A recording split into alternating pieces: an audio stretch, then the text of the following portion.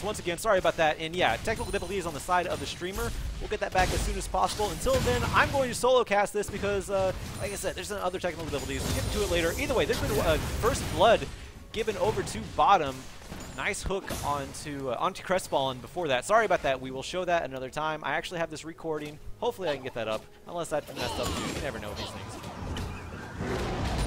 But anyway, first blood does go over to University of Michigan Ann Arbor on the bot side. So it is 1-0 now. They are 1K ahead. Wiley. Nar's out in the top lane. Not going to do too much with that though. Still a little too early. Doesn't have his Mega Gnar ultimate. Fairly nice harass onto the Malphite though. That's kind of what Gnar is for. Gnar is for bullying as much as humanly possible. And yeah, then there you go. You can do it underneath the turret, get the third prop up for your auto attack, get the hypercharge, 2% health damage, and just run away. It's really nothing the Malphite can do. So what Malphite needs to do here, and Zinkreel, by the way, his name's Zinkreel. I'm gonna call him Zinkreel. What he needs to do here, just sort of. Hold on. There we go.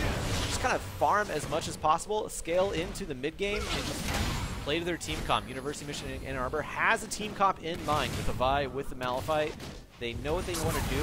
They just have to get there. But speaking of getting there, bottom, full head of steam gets disengaged by Junreal. Again, Junreal doing a great job with these tornadoes as Janna. It's kind of what you do as Janna. Just try to keep everyone out of harm's way. Keep going.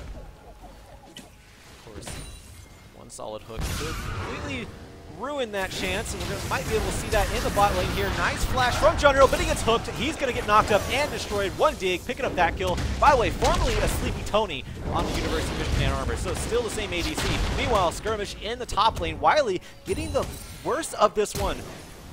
There's the Unstoppable Force. Zinkreel able to pick that one up. Gets a flash out of Wiley as well. So Unstoppable Force able to pick up the kill in the top lane. University of Michigan Ann Arbor, they're already running away with this early on. They're 2K ahead. They're showing why they're undefeated in their league right now.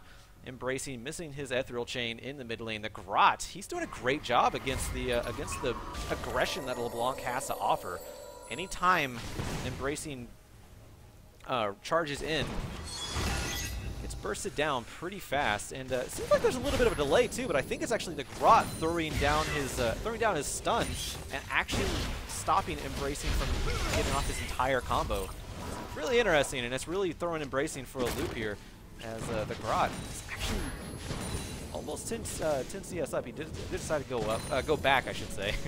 Decided to go back.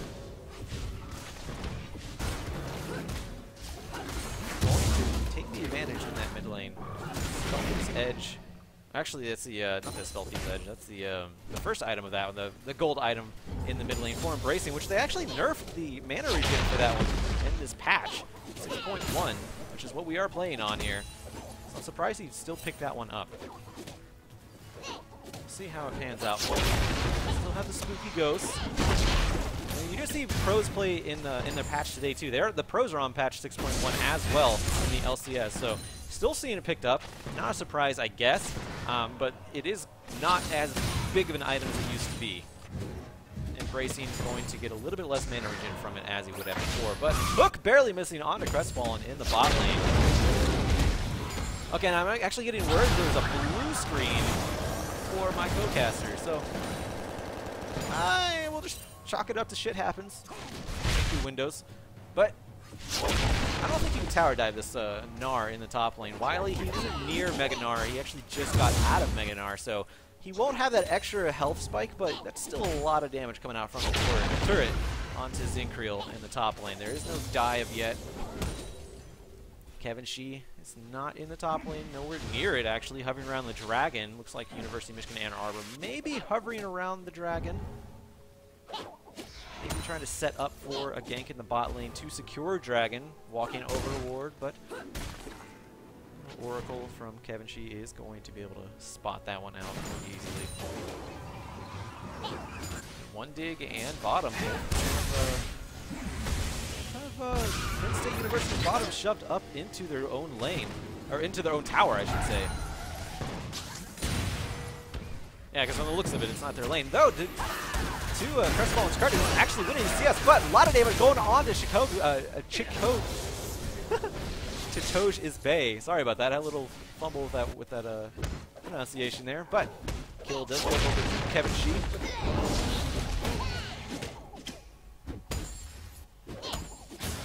Wiley trying to do as much as he can in the top lane, but Zincreal just absorbing everything that is being thrown at him. That's being thrown at him.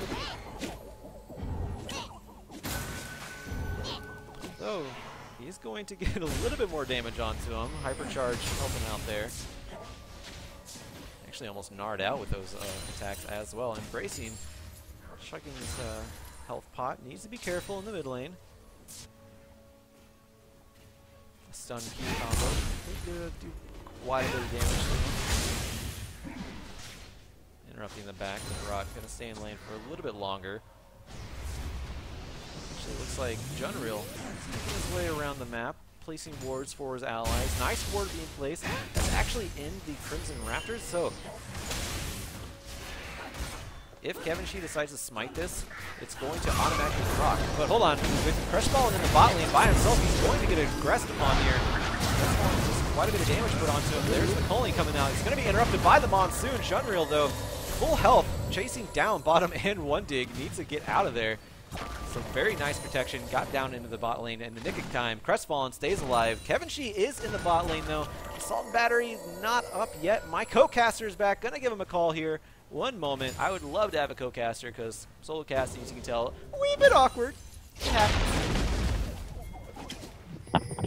All right. Hey, Rapid, you there, man? I am. All right. Awesome. So yeah, we got Rapid back. That means you don't have to hear me the whole time. You don't have to hear me stutter every now and then because it's solo casting. So how you doing, man? Man, I would pay money to listen to you cast. You can. Feel free. Thankfully, you have my PayPal. Thankfully, I don't have to, and I think we're all a little bit thankful for that. Oh my gosh, Crestfallen. He gets destroyed. Nice hook coming out from bottom. One dig. Yeah. Picking up I mean, that's kind of a name that you don't want to live up to, but I think he is maybe feeling that way. Mid lane, we got some snipes coming out to try to hit Embracing. Thankfully, he was mobile enough to be able to bounce his way out of that situation and, more importantly, out of lane, so he's not going to be there to sort of hold down the fort, and he has been pushed out. That means that the Grot will be taking over for now. Now, the Grot has been pretty dominant in that mid lane this whole game. He's been doing very well. Anytime Embracing links in to try to get some damage on him, he gets stunned out and actually comboed. It's very nicely played by the Grot, and he's actually pretty far ahead in CS now, hovering around that 20 mark. That goes. Meanwhile, top lane, Zincreal.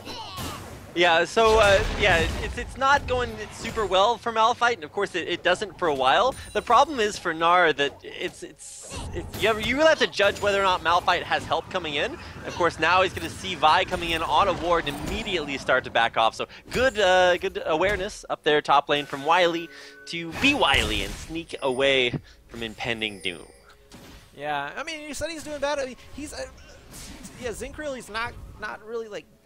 Can't really kill Wiley anymore. He's up staying up in CS though, so to his credit, he's doing pretty well in that Malphite given the situation. And if he can just keep this up and not die, not he'll be looking pretty good in these team fights. But Embracing has to blow a flash. Assault and Battery underneath turret along with the Southful Force. They really do not want Embracing to live. Shatoge is Faye, not going to be able to get the kill. Kicks Kevin Shi away. Just trying really, really hard there, yeah. And it's especially difficult to be a LeBlanc in this situation, just because you have that passive mirror images that's supposed to really keep you from getting burst down. Well, it turns out that if you have 3 champions that just click on your body, it's going to be a little bit rough to deal with. So kind of got to feel bad for Embracing right now because he's having a rough time there. Whenever you get 3-man dove in any situation, it's going to be hard to come back. Yeah, you can't distort out of that, and it's kind of that one of those points you have to really live up to your name. Whoa, that hook. How did that hook get through idea. that? That was a little bit rough. Yeah, I got a feel for those minions, like when they run through that hook, like maybe they trip something big, action Crestfallen. Oh yeah, the Culling coming down there is the bottom, trying to get in there, silence anyone he can. Junreal was the one silenced, but not enough, not for too long. Monsoon disengaged that fight. Nice engage from one dig, knowing his damage potential. Able to shove Crestfallen off of that turret, but Toja stays down the bot lane now.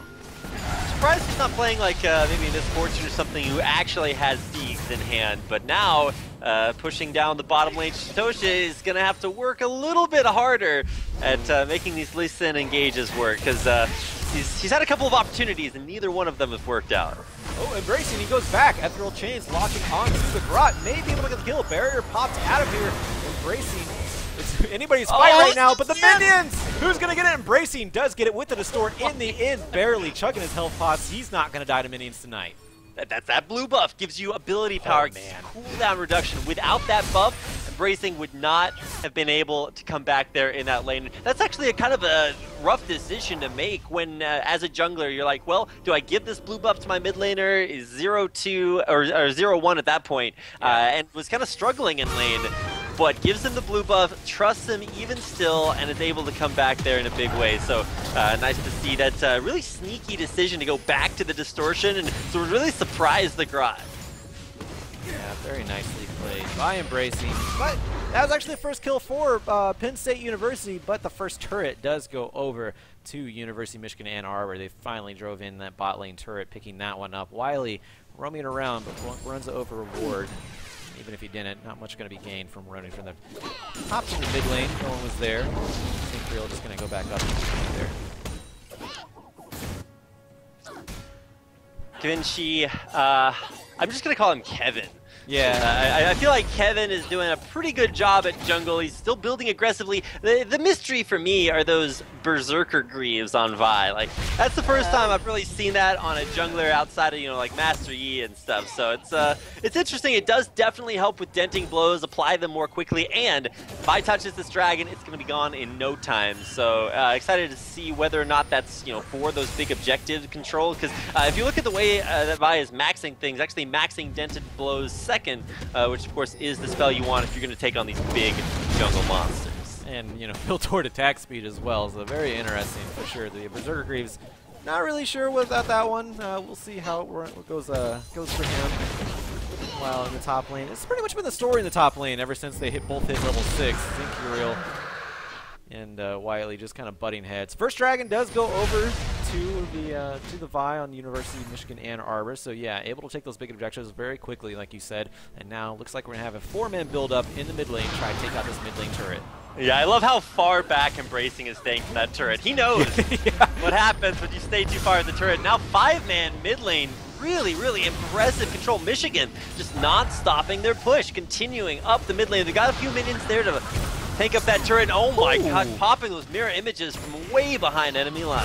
Wiley from the side, but he's nowhere near Mega Gnar, so he's not going to be able to make too much of a dent in that 5-man grouping of University of Michigan Ann Arbor. Yeah, and the way they're playing this map right now, and yeah, the Grot shooting these skill shots and landing them, showing why University of Michigan Ann Arbor are undefeated so far. They're looking great.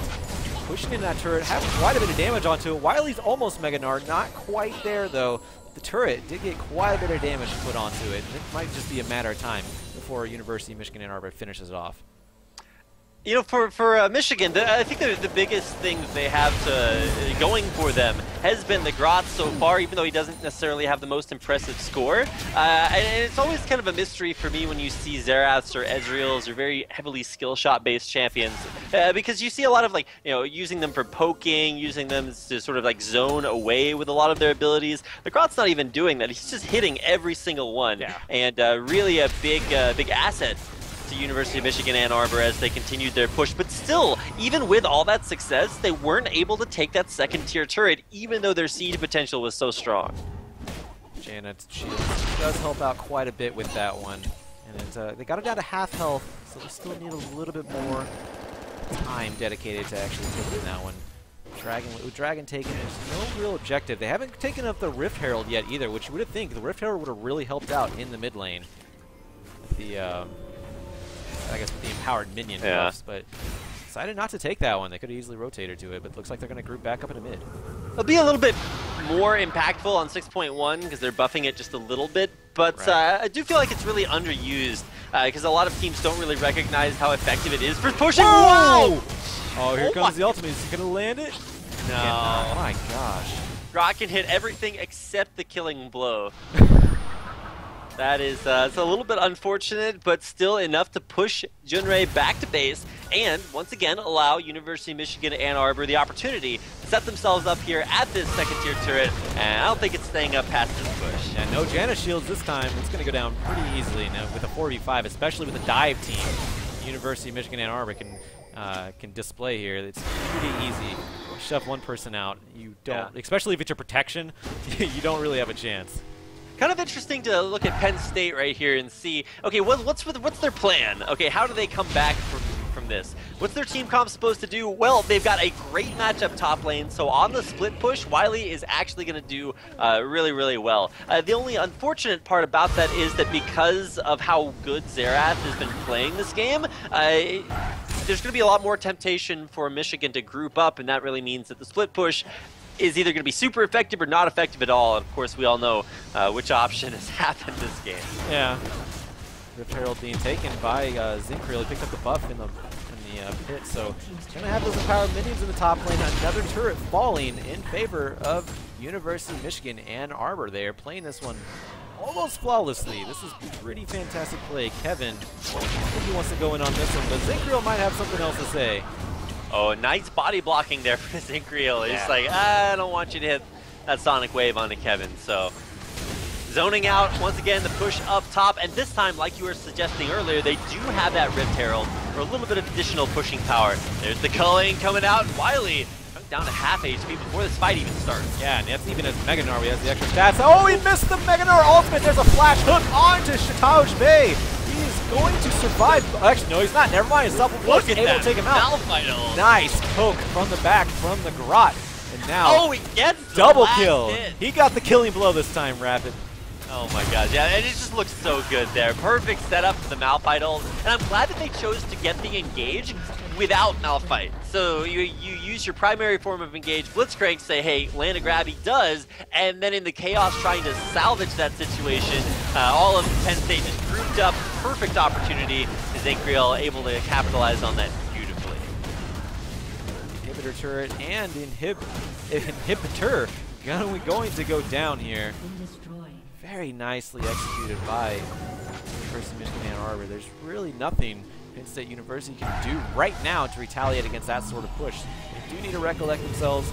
Their minions are going to be pushing into their base. They have a little bit of farming to do now, but the whole map is blown wide open for Michigan right now.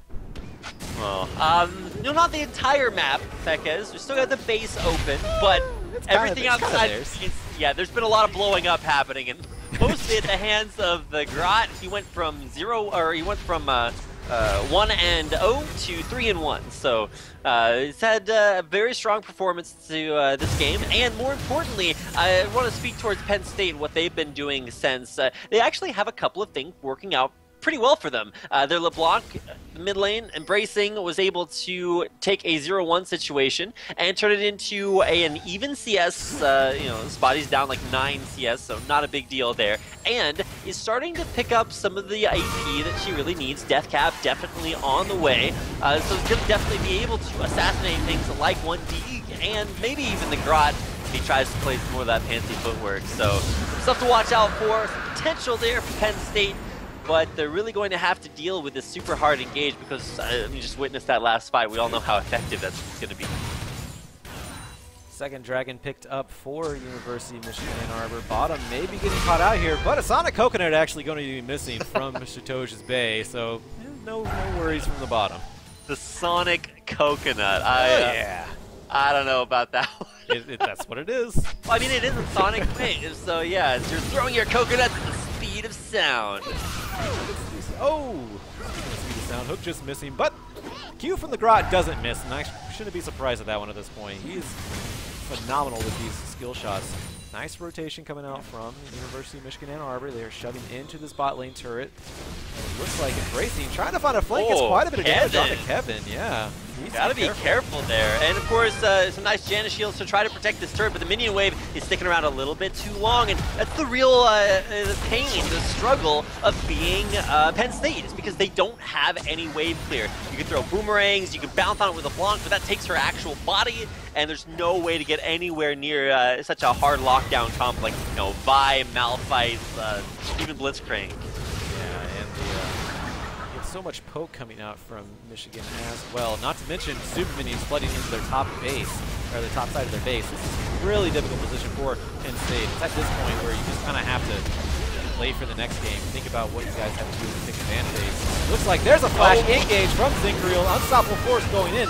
Not much follow-up though, but Crestfallen finally does fall. Wiley following right after him. One dig picking up that kill onto Wiley. That is going to be another inhibitor taken by University of Michigan Ann Arbor from another great engage. Well, forcing the issue a little bit there. That Malphite engage is a little bit ahead of schedule, but there was more than enough follow-up to make that work. Kevin actually flashing backwards away from Embracing. Just trying to snipe off one last cheeky kill there. Of course, unable to do so, and now in the with the last Nexus turret falling, it does appear as if the Nexus should fall here as well. Oh my gosh, there's the kill. Shut down for Embracing. I guess you can say it's worth, but yes, the Nexus finally does fall. University of Michigan Ann Arbor, they take the game number 1. This is a best of 3. We are going to try to get into game number 2 a little bit more flawlessly this time around. Anything you have to say about that game from what you saw, Rapid? Well, it definitely gotta crank up the jams down from the bottom lane. It did not look like Crestfallen and Junrei really had all that much going on down there. Corki, a lot that you can really do with Corki to stop team comps like this, whether it's just rocketing away the creeps there. That was the one form of ranged wave clear that they really had, and it didn't do anything. Very, very ineffective. Top lane matchup as well needs to work, because Gnar traditionally does very, very well against Malphite, able to just poke him down over and over again and kite him out. But didn't happen there either, so top and mid is a place to look for in game number 2, because this is a best of 3 series. So stick around, and we should be back with game number 2. University of Michigan Ann Arbor versus Penn State.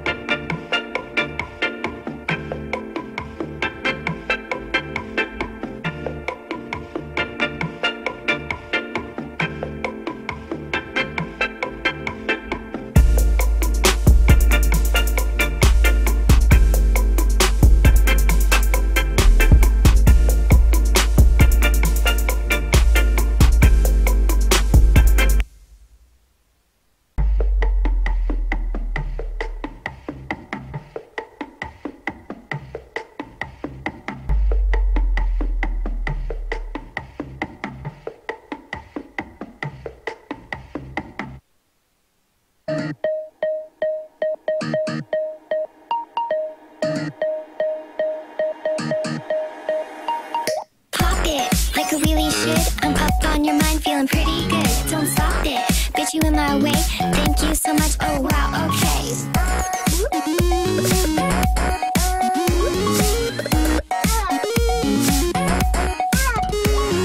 Pop it, see me on your screen. Sit back and watch, show you what I mean. Can't stop it, diddy-diddy-do. La-la-dee-da, all because of you. So pop it, like a wheelie should. I'm up on your mind, feeling pretty good. Don't stop it, bitch, you in my way. Thank you so much, oh wow, okay. Well, I don't know, IDK. Well, I don't know, what's really good, what you want me to be. Well, I don't know, okay. Well, I don't know, IDK. Well, I don't know, what's really good, what you want me to be. Well, I don't know, okay. Pop it, like a wheelie should. I'm up on your mind, feeling pretty good. Don't stop it, and you in my way. Thank you so much, oh wow, okay. Pop it, see me on your screen. Sit back and watch, show you what I mean. Can't stop it, diddy-diddy-do. La-la-dee-da, all because of you.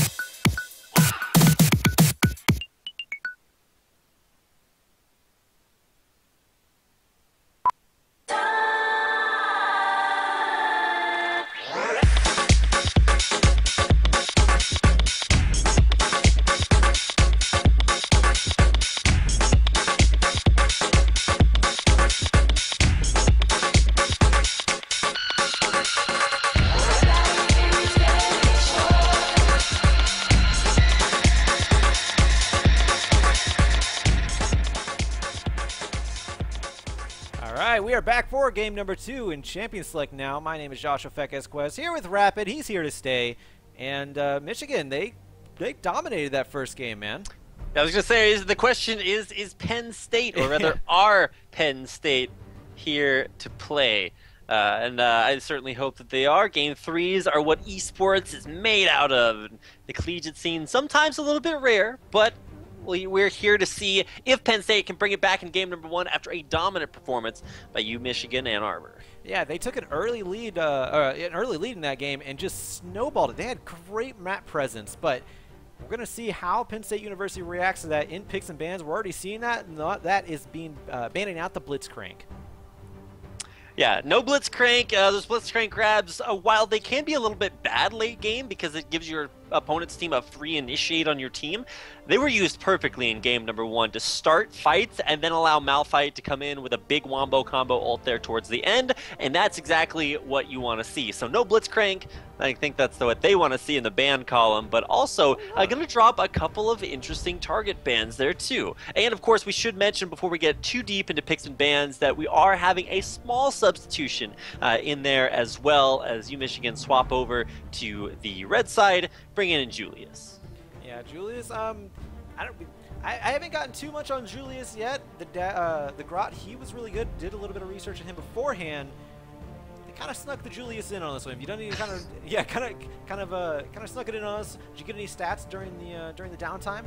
I was able to find some stats, and what I found was that it's not actually Julius. It's Julius with an I instead of an L, which is somewhat underestimated, because when you have Julius with an I, then it's Diamond 3, but Julius with an L is actually Bronze 1. So I was like, they really bringing in a Bronze player? Probably not, but yeah. Julius, most played champion is Yasuo, with an almost 60% win rate there. So Yasuo, LeBlanc, those are the kind of champions you're looking for. So it's definitely still out there on the field, and with 2 knock-up champions being locked in, that could definitely be the pick. Yeah, it looks like Michigan and Ann Arbor, they're going with the relatively same team comp right now. At least they're hovering over it. But on the other side, Zach was banned out last game. Shaitoja's Bay played Lee Sin, didn't have as good of a game. I think he won it on him. And Zach, a little bit different of a play style, and he is going to get it and see how much it affects Penn State University's yeah. play. In fact, for Chitoge, if you guys are a big fan of perhaps animated video entertainment, then you would know that if you've ever seen Nisekoi, that's probably where that's from. But, am I pronouncing that wrong? Is this the style that's going? I always said Chitoge, but I'll say Chitoge, if I remember. Just say whatever I want you to, Fekez. Oh. So, let's get into bans here. So, or picks rather. There's actually Morgana picked up. Vi was hovered over and switched over to a Morgana at the very last second. So, more than likely going to go over to bottom on the bot side of University of Michigan Ann Arbor. Now, it could be mid lane Morgana as well. It could be mid lane Malphite, too, for all we know. But most likely, sticking with his Zankriel up in the top lane. Of course, bringing that Morgana to either support or mid. Some questions there. One reason for putting it in the mid lane would be to prevent ganks from Zach coming in. You know, you're going to have to get knocked up in order for anything to happen. If you can't get knocked up, that's a pretty good way of avoiding it. So some possibilities there. So still waiting on that flex pick, and that's going to send it back over to a very tanky lineup hovered over. Oh my gosh. Between those 3 champions, there's probably like 12,000 hit points. All right, so Penn State University, they thought last game, hey guys, we're dying too much. So they're going into this game, changing that completely. Tom Kinch Mundo locked in, followed by, following this already tanky Zach lock in. All right, I figured it out, Fekez. Next two picks are going to be Aatrox and Zillion. So every single person on their team has a mechanic where they just don't die. Well, that would be annoying, but I think if anybody could pull it off, it'd be University of Michigan Ann Arbor, especially if iDig picks up this Vayne. This is actually a really good hover over, and he locks it in. I like that a lot. Okay, well, there it goes. We're going to see a Vayne locked in, no question about that. You got to have something to punch through this huge tank line. Man, we were talking about the Urgot in the last game, yeah, and I don't know, if you're going with the tank theme, Urgot is the tankiest AD carry in the game. So some possibilities there. Yeah, technically he is an AD carry, is a marksman, but as you mentioned last game in Champions League, we used to see him almost everywhere. And we'll see where he goes. If he's locked in here, there is still a pseudo bet going on about a mystery skin involved, but we'll see how that one plays out if this Urgot is actually locked in. Now the thing is, it had to be jungle Urgot, and I don't think that's going to be jungle Urgot if it is locked in. Probably not. You've got most likely a Zac jungle, most likely a Dr. Mundo top lane, and of course that Tom Kench in the support role. So we're really looking for the last 2 carries to be locked in here for Penn State. Now, Misfortune unnerfed here. This is patch 6.1. The most recent one is the big changes coming in for Misfortune. Right. So you're going to see a big decrease in MFs that max W. Used to be Mank Rain was incredibly strong at max rank. They took over 100 damage off of it in the most recent patch 6.1. So that's where you're not going to see the damage, but still Misfortune, a lot of damage on that champion. We're talking about Aatrox. There it is, hovered over, but is that really the pick? You got to have some way to deal with this Dr. Mundo. He's incredible sustain. Maybe Aatrox is the answer. I mean, that would mean that is a mid lane Malphite if that is an Aatrox pick. And I don't think you would take. Well, actually, it is against a Kassadin. Aatrox mid wouldn't be a horrible thing, given the situation. We've seen an increase in either AP Aatrox or Rageblade Aatrox too, and I say an increase. Instead of one person playing Aatrox, you now have 2 people. Yeah, so not a very popular pick there. May have just been hovered over for a little bit of a troll, but here we go at the end. It's going to be Victor or LeBlanc. There you go. This last-second surprise, bringing out LeBlanc. So we will have 100% LeBlanc plays for tonight's games. But I think another interesting thing to mention is that it's the second-best champion for Julius under Yasuo as far as mid laners go. He's a really good Vayne player too, but Vayne not necessarily the biggest mid lane champion. And he may have been. I would assume he'd been watching last game as well. Embracing did take LeBlanc last game. Gonna pick that one, show him, hey, I can do this a little bit better, guys. Let me show you. It's my second most played champion. That means something. Let me add it. Even against a Kassadin, who typically is an AP mid bully against AP champions, having that shield on his Q. We'll see how that one plays off. A lot of roam potential coming out from the mid lane as well on both sides. It's going to be interesting to see how they play that one up. But we do have our team comps. Bot lane, that is going to be Crestfallen and Junrail on MF and Tom Kench respectively. Mid lane Embracing on the Kassadin. And of course, Zac, for first pick, Zac on the side of Penn State University, going into the jungle, rounding it out with a top lane Mundo. On the other side, Rapid, take it away, man. All right, on the other side, we've got a Malphite top lane for Zinkreal, Kevin in the jungle as Vi, and of course Julius, the new sub coming in here for this game.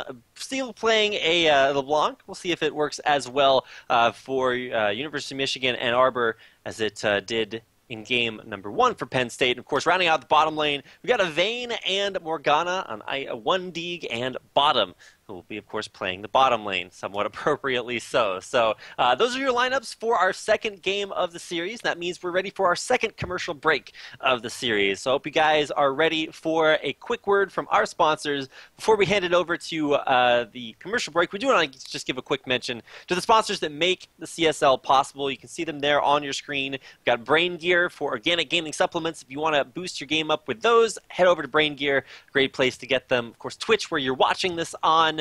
I've been here for a very long time. I certainly do want to thank Twitch for helping us stay here. And the last one, and also one of the reasons why we are going to DreamHack now, they are funding us. Asus ROG.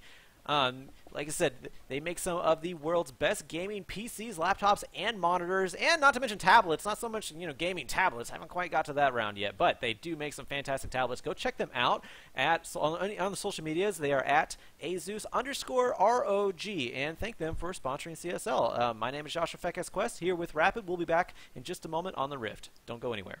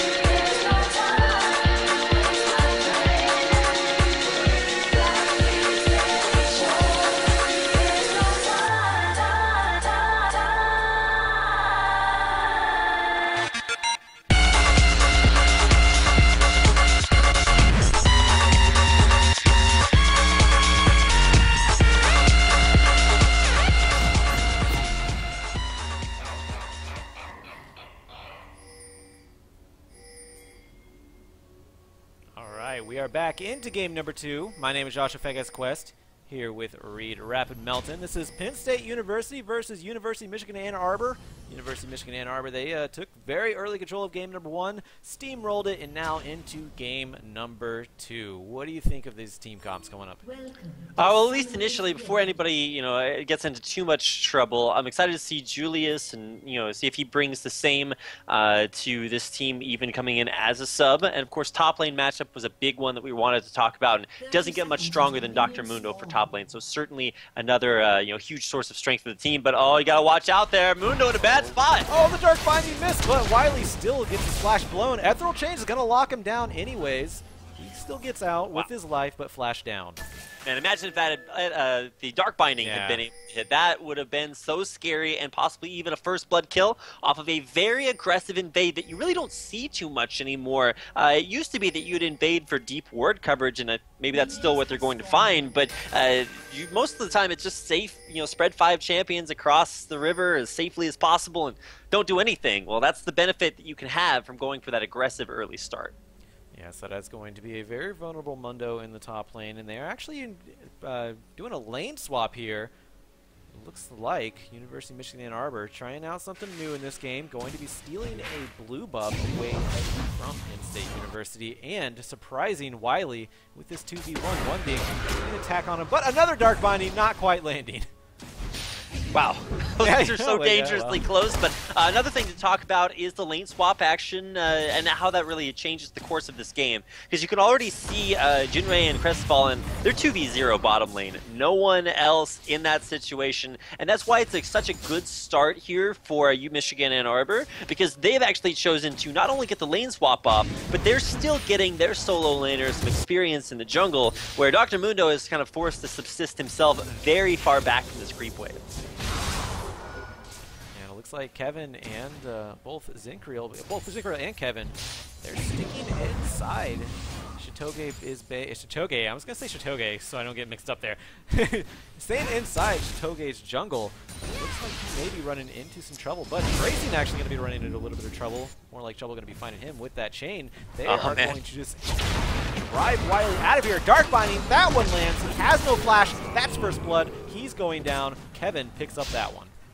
Wow, what an experience top lane. Yeah, the lane swap oftentimes does turn into a 4v0, and that's most often mirrored by teams who will see that coming and then rotate to match it. But when you don't read that 4v0 incoming and you stay top lane as a solo laner, you're just asking to get dove. Dr. Mundo is one of the most unkillable tanks in the game, but he doesn't get there, certainly not at 3 minutes, so and takes no him, flash. Yeah, especially no flash there. Does have teleport, so we'll be able to teleport either to bottom lane to help with that, but oh no, it's Ingreal! Taking the shortcut back to base with an execute. Well, he does have a teleport, which means he can teleport to the bot lane to save that turret. It's not going to go down. Nice flash from Julius, dodging Shitoge's leap in from the side as Zach. And not quite mission accomplished for University of Michigan Ann Arbor. They did not get that top lane turret, and it looks like, yeah, there he goes. Never mind. They finally got it. Zinkriel's not going to use his teleport to go to the bot lane. Going to save that. Very interesting choice. Yeah, we'll have map mobility, and of course, if he had used it there, then his Zinkriel would have had the TP advantage, and that's oftentimes something you can use to leverage for major objectives like Dragon. Going back in again, Julius now misses the chain. That's actually going to run him completely out of mana, too. To be a little bit careful not starting that mana item that supports Spell Thieves. Been very popular lately. Right, I was actually going to say, this used to be a very common mid lane matchup between Cassidy and LeBlanc, and the big reason that Cassidy wins this matchup, even though he's melee versus a ranged burst caster, oh man, the flash in! Yeah, this double flash coming out. Yeah, Kevin takes a turret shot, needs to be careful. Embracing is low on mana, can't capitalize too much on it, but he is also downing flash now. What I was talking about earlier about the reason that Cassidy wins this matchup is because he just has so much more sustain, because he starts potions whereas most enemy laners start Doran's Ring. And especially able to sustain your mana off of your W, your Nether Blade, is a big difference between Cassidy and most traditional mid laners. And, oh man, Julius! That time. He's Wiley. He's not Wiley. Wiley's actually in top lane. He's very light on his feet. He's been dodging Shitoge's leaps in very, very well. So Elastic Slingshot's not quite finding their mark, but the damage going on to Crestfallen is going to be denied though. Junreal, that's the advantage of having a Tahm Kench in the bot lane at your side. Did you know, Beckes? Junrei is actually a journey or a pilgrimage in Japan. Whoa, the flash! Hold on, yeah, hold on, yeah. Julius! Yeah, Julius trying to needs get away careful from here. Trying to get away. Does fall. Embracing fell though as well. The chilling smite for the kill. That's Yeah. those style points you're cashing in on. Top lane though is a little bit more action. Kevin coming in and going out. Yeah. Very nice charge up and anticlimactic punch in the other direction. So he's just going to go back into his jungle. Kill for kill in the mid lane overall, though. He did go over to Shitoge, his Bay on the side of Penn State University. Let's see if he can try to use that to his advantage. You don't really see a snowballing Zac too often, but the tankier he can get, I guess the better. But you have to wonder how good that can really be with 3 tanks on your side as it is. We got a chance to see Score do very well with that. Oh man, Wily. Yeah, there's another flash down from Wily. He needs to be careful. He's yet again vulnerable in that top lane. And 1D too.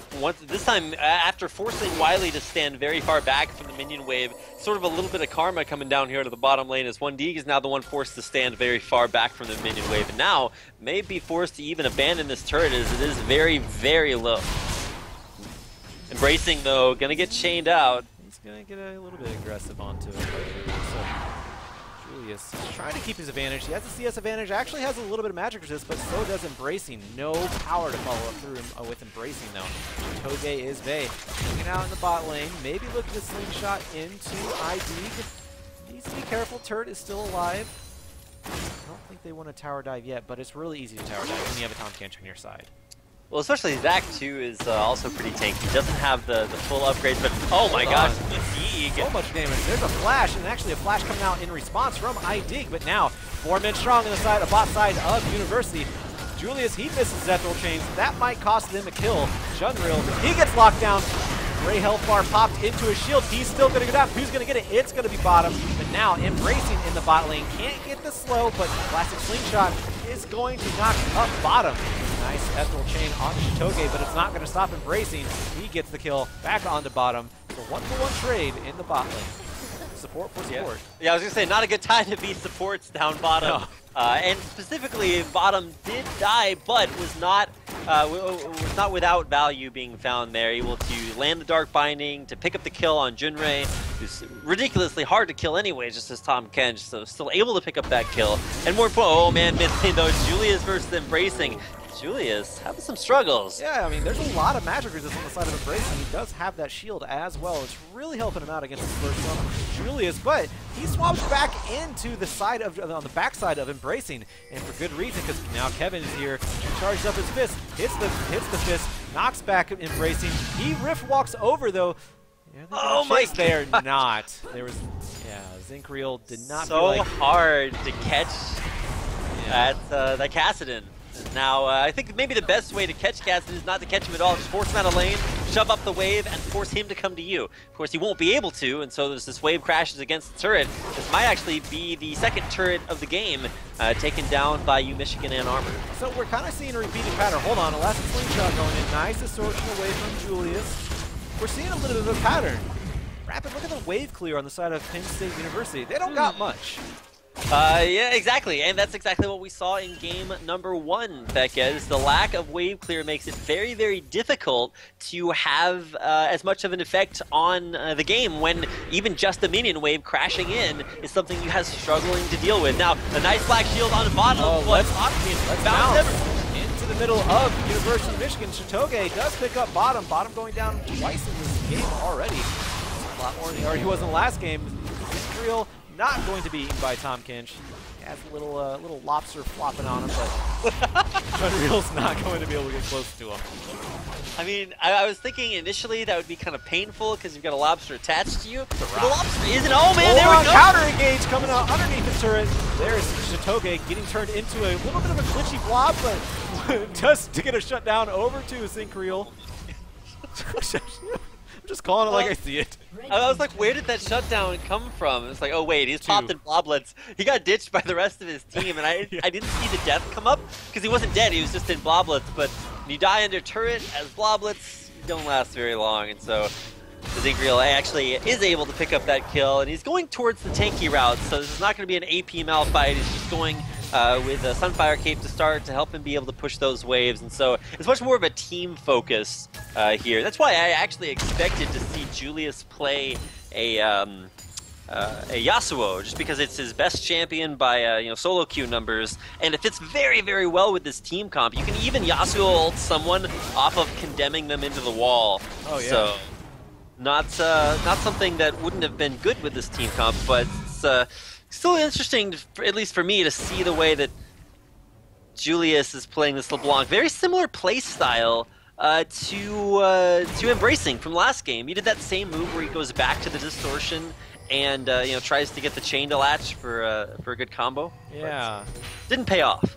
Yeah, I mean, he's playing a little bit better considering Kevin was in the area when he tried that kind of cheeky move in the back lines, but let's see how it plays out. He's keeping up in farm decently, out-farming his counterpart Embracing. They are shutting into the mid lane turret. 3 strong in the mid lane. But bounce coming in on the side. There comes the big tunnel from Junreal. But nice disengage from bottom. It was just one Dark Binding was able to do that one, along with an Unstoppable Force. Or no, that wasn't a flash. Sorry about that. It was. It's like an Unstoppable Force, but does none of the things that Unstoppable Force does. That's quite true. All right, completing their push up the mid lane. We're going to see how well this push lasts with, like we said, as little wave clear as they are exhibiting from University of Michigan. But okay, there we go. Bouncing in, not punished for that. And going to completely clear out that wave successfully, which is sort of their big struggle right now. And they're leaving Idig in the bot lane to just farm. He's pretty low on farm compared to Crestfall, and so to get his items complete, trying to pressure that bot wave, or bot lane, I should say. Go to the mid lane. Now it's 5v4 in the mid lane in favor of University of Michigan Ann Arbor this time around. If bottom can land a good Dark Binding, he has to land on the right person though, and that's kind of the bad thing here. Like, who do you target? Like, oh no, I totally stopped that guy with... Well, to be fair, Dr. Mundo only has 1400 HP at this point, which is not that much. By comparison, that's only 400 more health than 1Deek's Bane, so not really that tanky just yet. Definitely killable. Binding out that minion, not effective. University of Michigan Ann Arbor, they just kind of left this mid lane turret. Teleport used. They're going to be able to take advantage of this one. Unstoppable Force is up. They're going to use it. There it is. But more time in the back lines actually get interrupted. Zingriel by himself. He is going to go down, but 1Deek able to take up Shintoga Bay as well. And now University of Michigan Ann Arbor on the back lines. There's just not enough damage here. And Crestfall and Flash. Oh my gosh! But now they're coming back in with the re-engage. 1Deek, is he going to stay alive? He is not. Now Julius, the only one left alive, and that was looked a little bit desperation coming out from University of Michigan Ann Arbor, and it did not pay off. Very accurate, yeah. Looked a little bit like they were trying to make too much happen, and they're still going. Julius now might be the next to fall, but no, he got it. Gets in, gets the kill, and gets back out. That's very impressive. That was with the Ignite. Last tick of the Ignite, I think, onto Crestfall and was able to pick that one up. And I think you ever get that feeling, Fekez, that Ignite just lasts like one tick longer? I think there's actually a bug, an old bug with that, where sometimes it would actually tick longer than it was supposed to. Because I definitely know that sometimes you feel like, all right, I got out, and then you die, and you're just like, what? But at least that time it was just long enough to be able to get in and get out with that kill. Yeah, very almost not nicely played by Julius. But since he got out, it was all planned, calculated, very well played by him. And now Shintoga is Bay. I think he has his publicity down, his little bloblets. I guess that's what you can call it. Or cell division. That's technically what it's called, but you can give plenty of names to little droplets of your own self, because that's kind of what he does. I actually have never named droplets of my own self, Fekez. Maybe I'll have to get on that afterwards if I'm in love with every aspect of my life. I'm in love with every aspect of your life too, Fekez. Thank you very much. Rip Scuddler. This is going to be contested. Kevin's actually shying away from Wiley right now. So it's looks like he's just going to give that one up. Oh no, there you go. The dragon is being started by Penn State University. And there's no intention coming out from University of Michigan Ann Arbor. In fact, there's no wards around it. They don't see this. They're not taking advantage of it. They just gave up a dragon for almost nothing. And it looks like Penn State University, they're looking for an engage. Premature Dark Binding coming out. This is Junreal. It looks like, or Junrai, I should say. Yeah, it's Zinkreal. Does have ult if he really needs to escape. And yeah, there he goes. Over the wall. He is out of there. Yeah, Bracing not going to follow that one. Dark Binding missing again. Bottom needs to hit these Dark Bindings if they want to capitalize on any sort of plays, that play potential that University of Michigan Arbor has. Too solid with him like he was last game with those hooks. All right, well, at least for the time being, a little bit less action, which is probably good for Michigan. They were the ones in the driver's seat for game number 1. They were, putting on the pressure, making these big plays, and now it's kind of interesting to see them play from behind. You can they're still trying to play like they did in last game, but it's not really working out. So definitely need to try something maybe a little bit different. Or maybe just try more of the same and hope it works out more successfully. Because 1D, he still plays like he's super far ahead, but he's just not. That's kind of a bad mentality for Veins to have. If you guys have your Veins spotting check sheets out there, you definitely want to keep them in hand, because that's the way 1D is playing. Last big shot by Shitoge Bay, not going to hit anybody, and actually he's going to take quite a bit of damage for his effort there. He needs to be careful. He can't regen more than he puts out with his abilities, so gonna try to regen whenever he has anything to explode around, become unstable around, possibly. Oh, Binding does nothing to follow it up though. Yeah, the way that Michigan win this fight is not off of landing Bindings. Probably Zinkreal going to be instrumental in making that happen. But when he is not with the team, you really can't do a whole lot as Michigan. They're actually kind of fortunate to have been able to push out so far from underneath their turret, because like we were talking about, their wave clear is not super great. I mean, Morgana, yes, and maybe LeBlanc if you don't get punished for distortioning in on the creeps. But especially now that top lane is dissipated, we're going to see a big impact in this fight by Zinkreal as soon as he makes his presence known. He's looking for it. Yeah, he's looking for it. It's a 4v5 right now. If they have to pull a trigger, it has to be soon, because oh, here we go. Yeah, Crestfallen's making his way into the mid lane. ID gets kind of caught out. Damage just a little bit. Now, again, University of Michigan Ann Arbor, they just don't have the confidence to pull the trigger. Wow, this game kind of tense right now. It's 7-7, which, to be fair, is kind of good for Michigan, because they've had a little bit of a rough start to the game, but through a couple of heroics, Julius with a nice sort of exit kill there a few minutes ago, able to tie up the score. But if you look at the gold count, it's also tied up as well. The big thing to notice is going to be turrets. And can Penn State now tie this up? Looks likely. They're going to go ahead and take down their second turret of the game, and might actually be able to keep this push alive too. No, they are going strong, and actually one thing is in the bot lane again. He's going to get that bot lane turret. And that's a very poor consolation prize, because it doesn't look like State University, they're going to let up on this one. Really nothing to stop them from doing so either. He is hanging out in the back lines. Kevin trying to get a flank, but I wonder who can he flank onto. Nice distortion, going to clear the wave. That's about as much wave clear as you can ask for with that killer team combo. So we do is stall and hope that 1D can keep pushing. But you're a Vayne, you don't push like an ordinary amount, and he doesn't even have a static shiv to help push. He's just doing as much as possible. Junrai, he's deny damage onto Crestfallen. Okay, well there come out the spooky ghost. There's another spooky ghost proc. So many ghosts, so spooky. Oh, bottom he's caught though, and he might go down here. One more cleaver would do it, or just a massive auto attack with a flash of Wiley.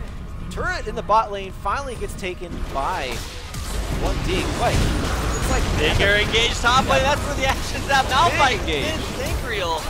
Not in a great spot. Nice bullet time coming out from Crestfallen. He's low health, but he can still do a lot of damage. And Bracing does take out Julius in the backlines, and now Shitoge is Bay, able to pick up the kill onto his counterpart Kevin, and that is going to be that was a 3-for-0 in favor of Penn State University. They take the turret with ease.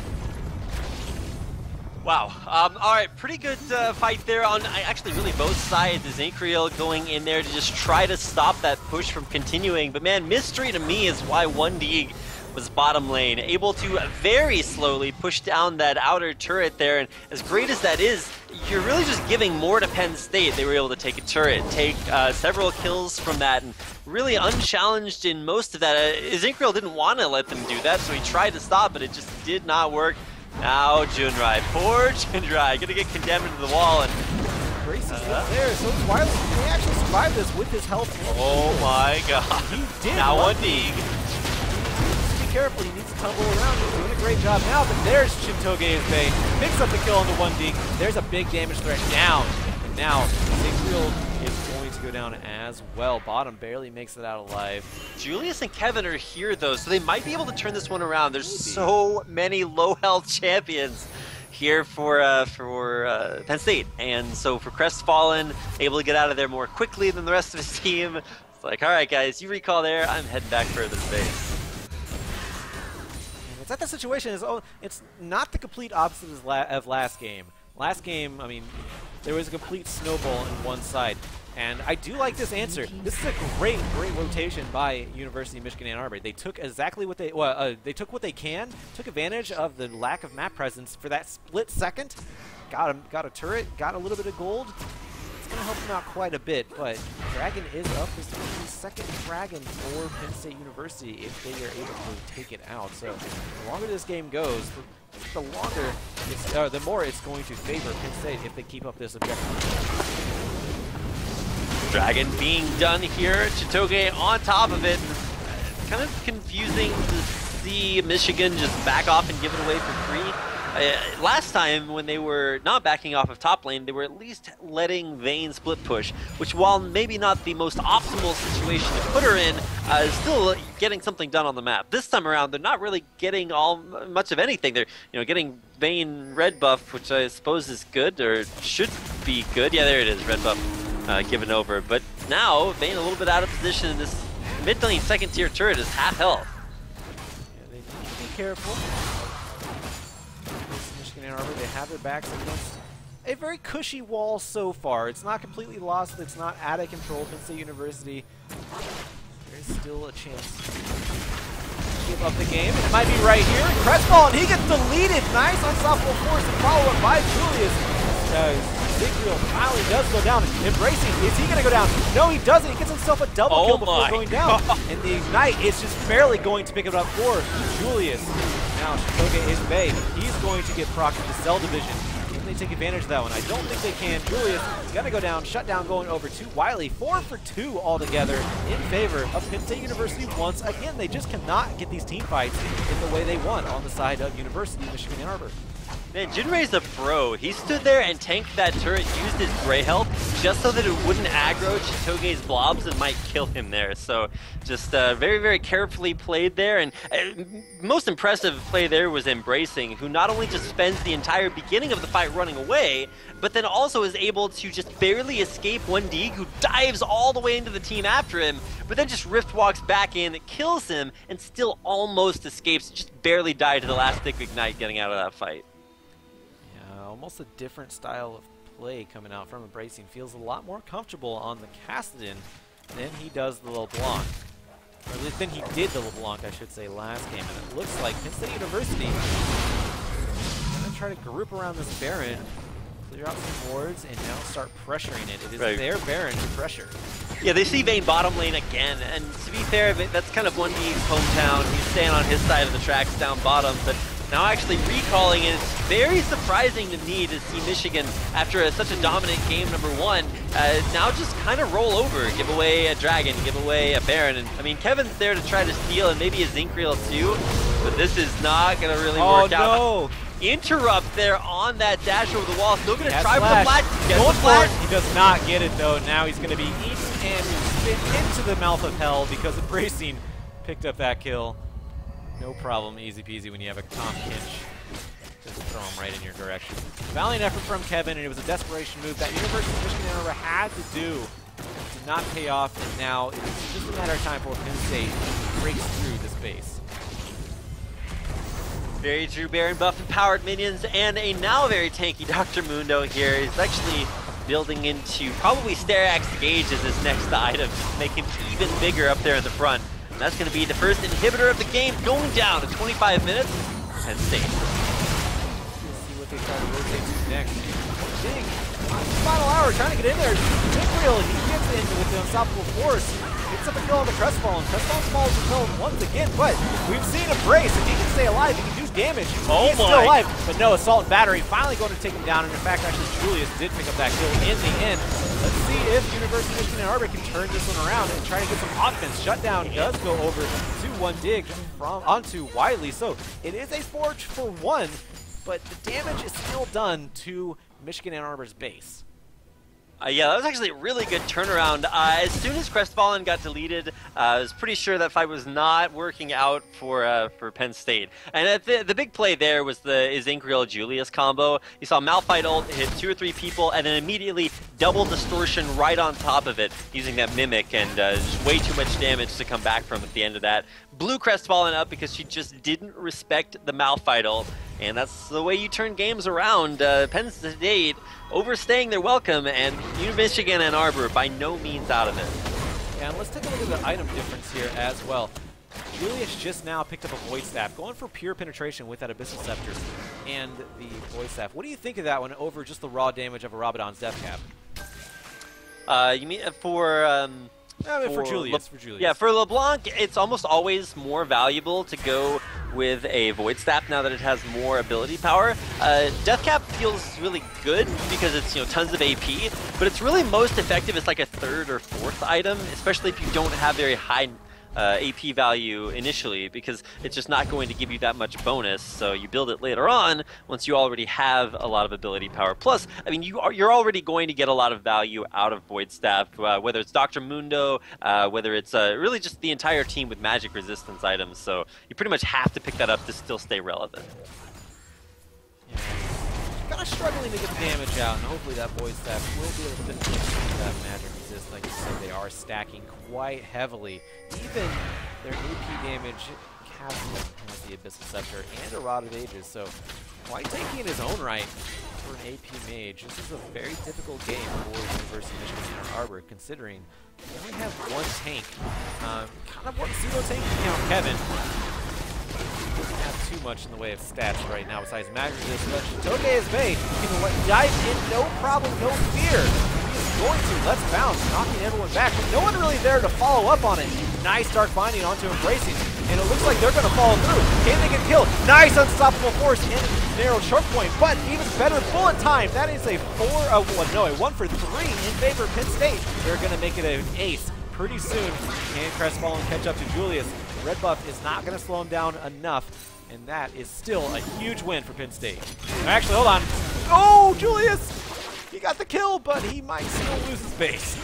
Yeah, he's going to lose the base. You can see Dr. Mundo. Wiley didn't even try to finally finish him off there. He's just walking straight for the base because without any enemy champions to defend it, these super minions are going to town. Yeah, and not much of Distortion can do against super minions, so maybe the last push for Penn State University. Actually, no, the death timers are a little bit shorter still, so they're going to pick up what they can and run away. Zinrai, he's in trouble though, gets locked down, gets destroyed. Bottom picking up that kill. That kill's a kill, I guess, at this point for Ann Arbor. Indeed it is, and Michigan Ann Arbor, this game have really shown their kind of a transformation. That's the word I was looking for. Transformation. Between games 1 and 2, they looked absolutely dominant in game 1 in the early game. A little bit shakier late game, but they were so far ahead it didn't really matter. Game 2, not very strong at all in the early game. Got very far behind and it really sort of had to claw their way back tooth and nail. And even going into fights like that last one and getting completely demolished, losing their middle inhibitor again. It's kind of a struggle to go through to see, to see how well they are able to claw their way back. Speaking of claws, first dragon finally picked up for Ann Arbor. We'll get that little bit of a damage increase, which they sorely need.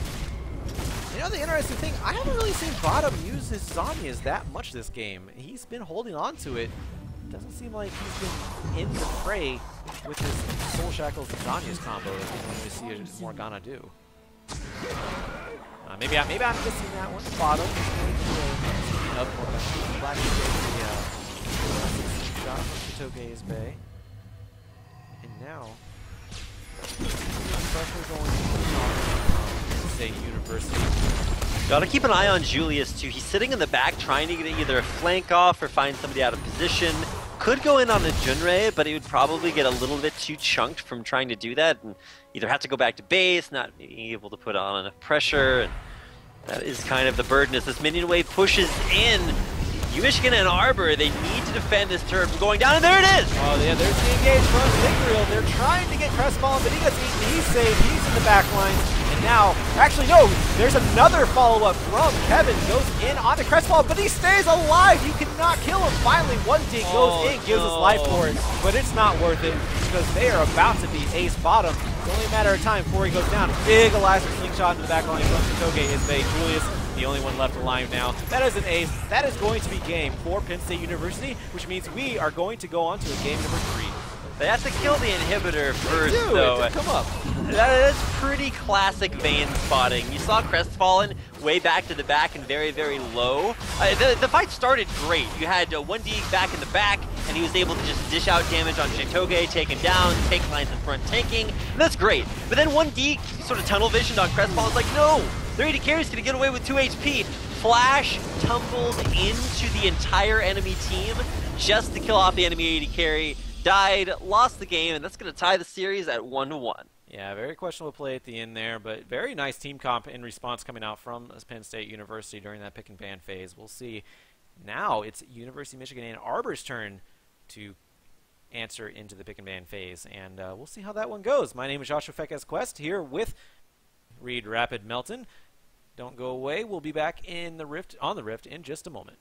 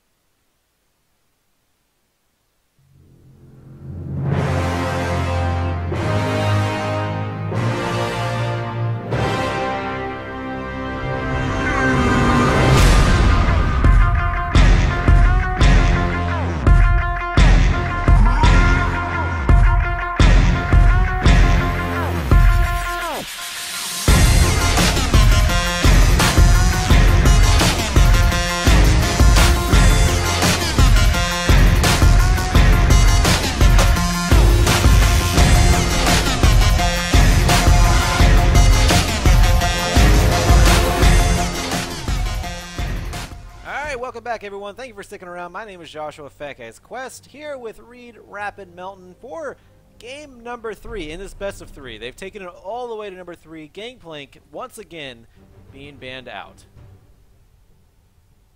Yeah, no mystery there on the Gangplank ban. That's probably going to stay in that category, both because it would be a great champion to see either top lane or mid, although I wouldn't necessarily have expected that from Julius from the last game. But now that we're switching things around, we got the Grot back in the mid lane, trying to switch things up. They're playing like an SKT style where they sub out their mid laner in between games. But here we go. I'm excited actually to see what the pick is that's going to be denied. Last game was Blitzcrank. This game is going to be both Zac and Blitzcrank. Are we going to see that Malphite ban? Because it's been very, no pun intended, impactful every single game that we've seen it in here tonight. Although last game, the Vayne spotting got a little bit out of hand, so maybe a little bit of a change in AD carries is in order. Yeah, we'll see what they decide to go with. I'm actually surprised we didn't see a Tom Kench ban. Now, University of Michigan Ann Arbor, they could first pick Tom Kench. They are on the blue side, and that would be a worthy first pick. It's not a bad idea at all. Lulu going to round out the bans for Penn State University, so we do have our bans. No Tom Kench ban. We'll see what Zinkreal decides to first pick. It's the first picks, I feel like they could be a little bit more powerful than they have been in the last 2 games. Alright, well, first pick here might be a Lucian, and for 1D, maybe that's the champion he needs. It can still dash into the middle of the enemy team, but it can also dash away and stay much more safe than it was in the last game. So something to think about. It's the first pick, it's locked in, and maybe needing a support that'll keep him safe, so something along the lines of like a Tom Kench or a Morgana might be what they're looking for there. Now, one big thing that we've talked about over the course of this entire series has been wave clear, and it's been really lacking kind of on both teams. So the team that gets ahead has a better time being ahead because their opponents can't really stop them from pushing in and contesting these objectives. So wave clear should be something that either team is maybe looking for a little bit more of, or maybe just stick with the same thing and hope you get an early advantage, because that's what has snowballed it for both teams in both games 1 and 2. Yeah, and then game number 1, University of Michigan Ann Arbor, they did have the Grot. Like you said, he is back in game number 3. He had him on Xerath, who has a pretty good wave clear in his own right. But yeah, that's pretty much all we've seen in both games, and it's really been kind of hindering for both teams. The big reason the Penn State got through that hurdle last game was because they were just so tanky. They didn't need wave clear. He was a tower dive, and they didn't care. And now it looks like they're going to take the Vi away from Michigan Ann Arbor. Kevin going to be going on to a different jungler this game. He's played Vi 2 games in a row. This time, Penn State University decided to pick that one up, along with the Shin. Where do you think that one's going? Shin's been kind of popping up in a few places. It's been popular as a support pick in foreign leagues, but probably is going to be seen top lane here. The problem is that Shen can be very abusable. So, the idea is that Shen uses his taunt to engage on you, and then, that's his big, his big counterplay. So you can't really siege under Shen's turret because he's just going to taunt you and then make you, take turret aggro. So one way to deal with Shen is realizing he doesn't put on a whole lot of pressure in lane. So you can pick something that either hyperscales against him, like Ryze, like this Jax that's being hovered over, things like Aatrox, or you can even play like even more hyperscaling champions like Cassiopeia top lane too. And it's going to be the Jax locked in here, and that's a really good pick, recognizing that Shen globally in the macro sense is a very, very strong champion, but in the 1v1 is not very pressure. Wait, doesn't offer a lot of pressure. I'm not sure my sentence really made it there to the end. But yeah, Jax is a good pick top lane, and of course Kindred is really going to be another big answer, similar to Vayne, to all this health stacking tanks. And another thing that Kindred also brings is just another ADC, which 2 ADCs on a team, ADC style champions, very good for objective control. Really excited to see how this one plays out. I've seen some really, really good Lamb Respites used in the Challenger series for League of Legends. I want to see how Kevin Shy uses Amateur Spy or, you know, just Kindred in the first place, because Kindred can be a huge asset if you get going early. But here we go. Sona and a Graves locked in on the side of Penn State. What do you think of that? Kind of an old school lane.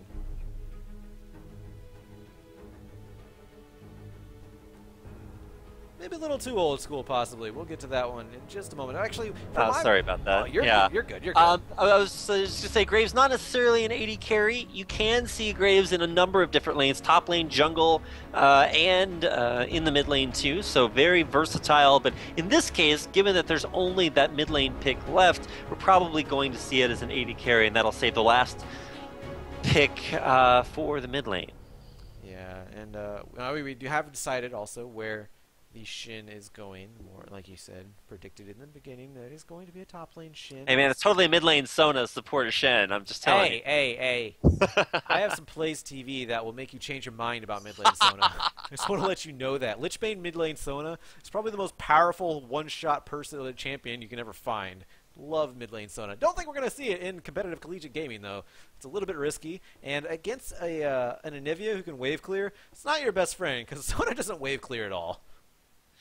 Oh my gosh, yeah, Sona has some struggles, let's put it that way. But the final pick should be a mid lane pick. Orianna was actually banned in game 2, and so now we're getting a chance to see it not banned, and most likely going to be picked here, embracing.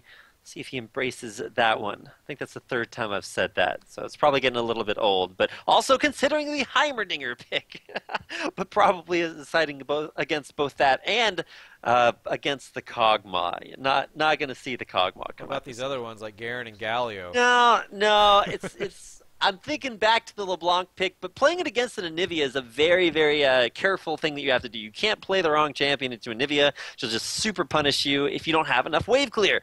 Well, Orianna does wave clear very effectively with distortion once you get enough AP, and is, I believe, the current record holder for the highest CS ever obtained in a professional competitive game. So very, very interesting to see such a good farming champion picked. And we talked about wave clear and how it was a big deal in games 1 and 2 that we didn't see. Well, yeah, we've got Anivia and Orianna, so a very big change between games 1 and 2. And here, our final game of the night. Yeah, I do like these team comps a little bit better than I have seen the last 2 team comps, 2 games team comps, I should say. They seemed a little bit more thought out, working together, and they put the Grot back into University of Michigan Ann Arbor's mid lane. Weren't quite happy with how Julius' performance was. They dropped that game number 2. Like, all right, let's bring in our starter, Grot. He's back. He did phenomenal on Xerath, and we'll see if he can do the same thing with the Anivia. And like you said, also offers that wave clear that he offered in game number 1. So both teams, they got an agenda coming out here. A lot of pick potential on the side of University of Michigan Ann Arbor, but on the side of Penn State University, you got Orianna and a lot of people you can put the shield ball onto for a nice combo. All right, well, that's going to do it for our champion pick and ban phase, and that means we have to head off to a quick commercial break. But not before we give a big shout out to you guys for hanging out in chat and checking us out, being a big fan of the CSL, but also to a few other fans of the CSL in Twitch, Asus, and Brain Gear. They've been with us, or they're joining us for the second half of the season, and particularly for Asus are making it possible to hold our hashtag Road to DreamHack, where we'll be showcasing the talent of the top 4 collegiate teams from this season and having them go head-to-head at DreamHack, which is pretty darn cool, Fekez. DreamHack in Austin, Texas. That's in the first week of May. So, first weekend of May. Very excited. Go get your tickets. Come join us, and we'll be there live. Meet us. It's going to be awesome. But yeah, my name is Joshua Fekez Quest here with Reed Rapid Melton. We'll be back in about 2 minutes on the Rift, ready to go for game number 3, last game of the night. Stick around.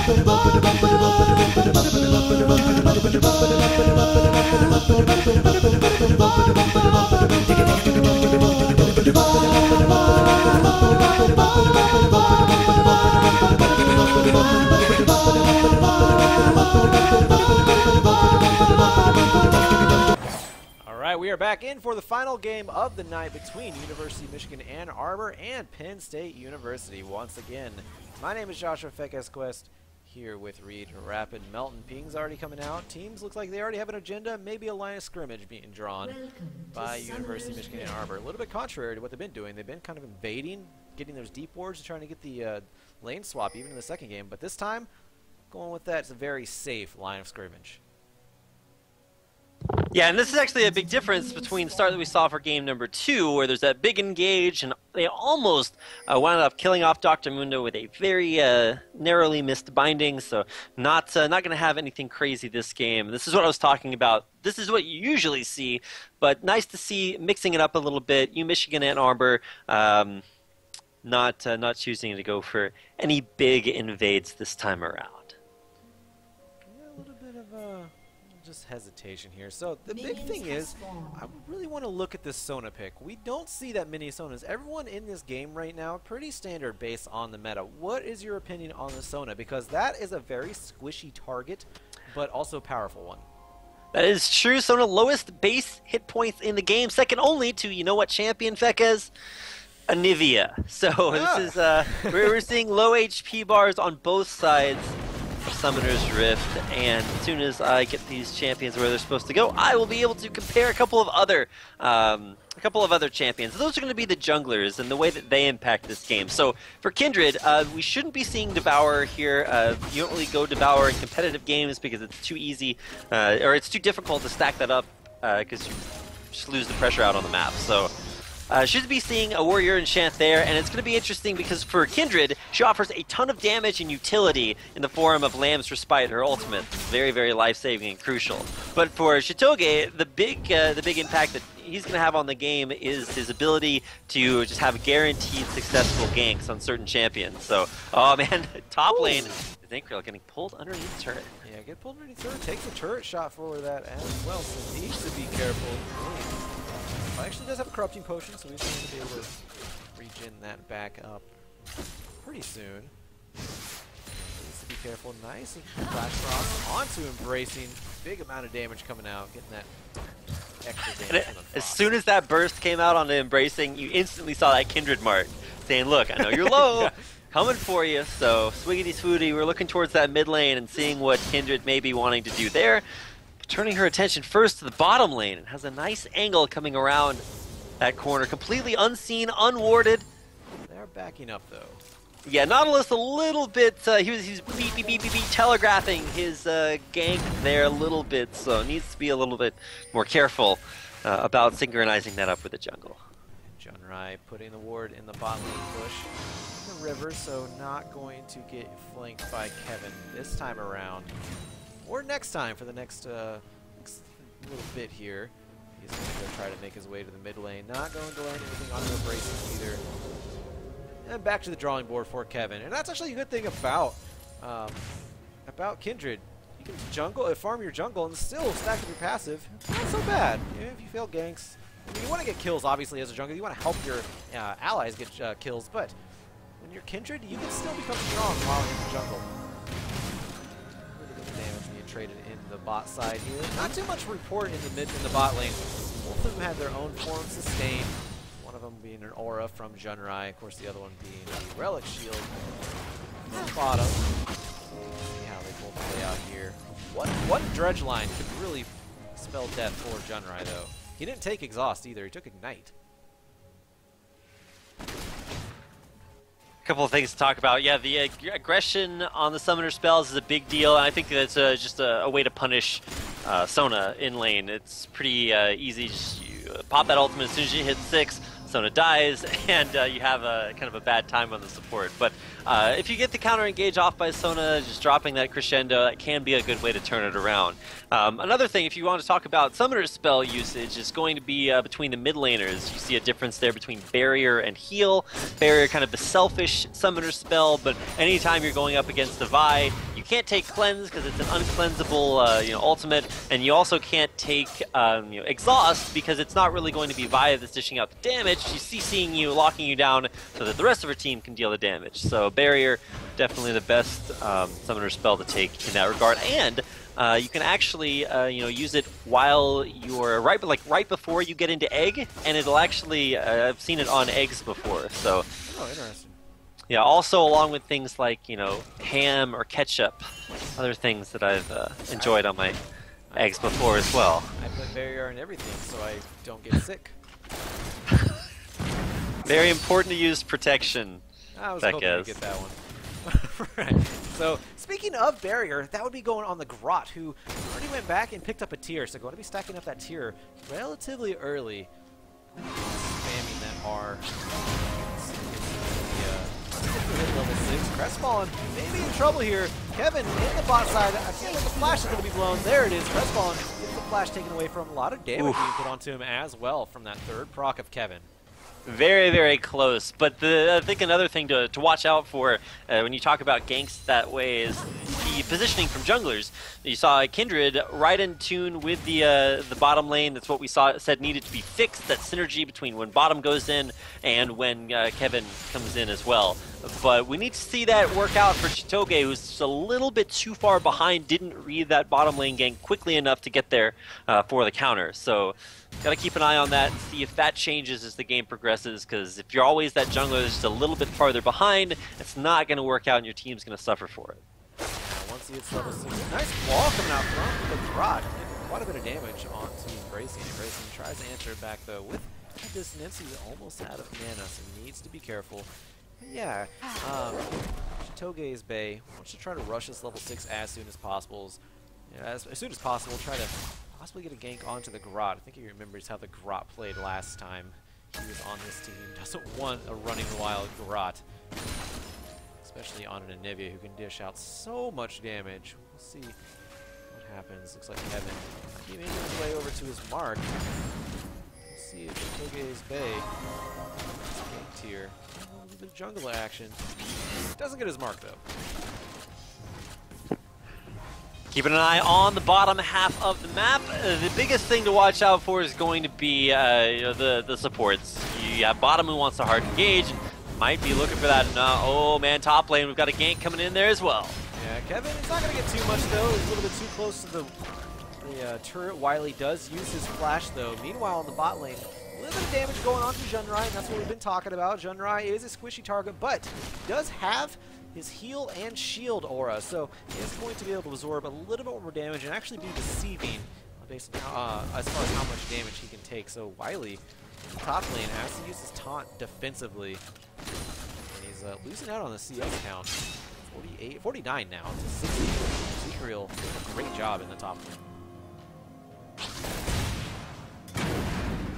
Gotta be careful if you are now top lane without flash. Forcing a Shen or like a Caston and an Ahri to blow flash is always sort of a big achievement because they are kind of mobile and are able to get out there. But Zekriel is really dishing out the punishment top lane onto Shen, who, like we said, offers very little in terms of lane pressure, but a lot in terms of game pressure. So it's going to be about managing that successfully. The flash! The hook lands! The dredge line actually does land! There is the depth charge onto Junrai. Going to go down. It's United We Stand. Not going to be enough. Flash blood the going wall. over to one dag rather. Now it's 5 men strong in the bot lane for University of Michigan and Ann Arbor. And you have to wonder, where did that happen? The Grot roaming from the mid lane and then a teleport from Zinkreal. Very nicely played. It's actually 1D as in the abbreviation. I'm sorry about that. Yeah, 1D.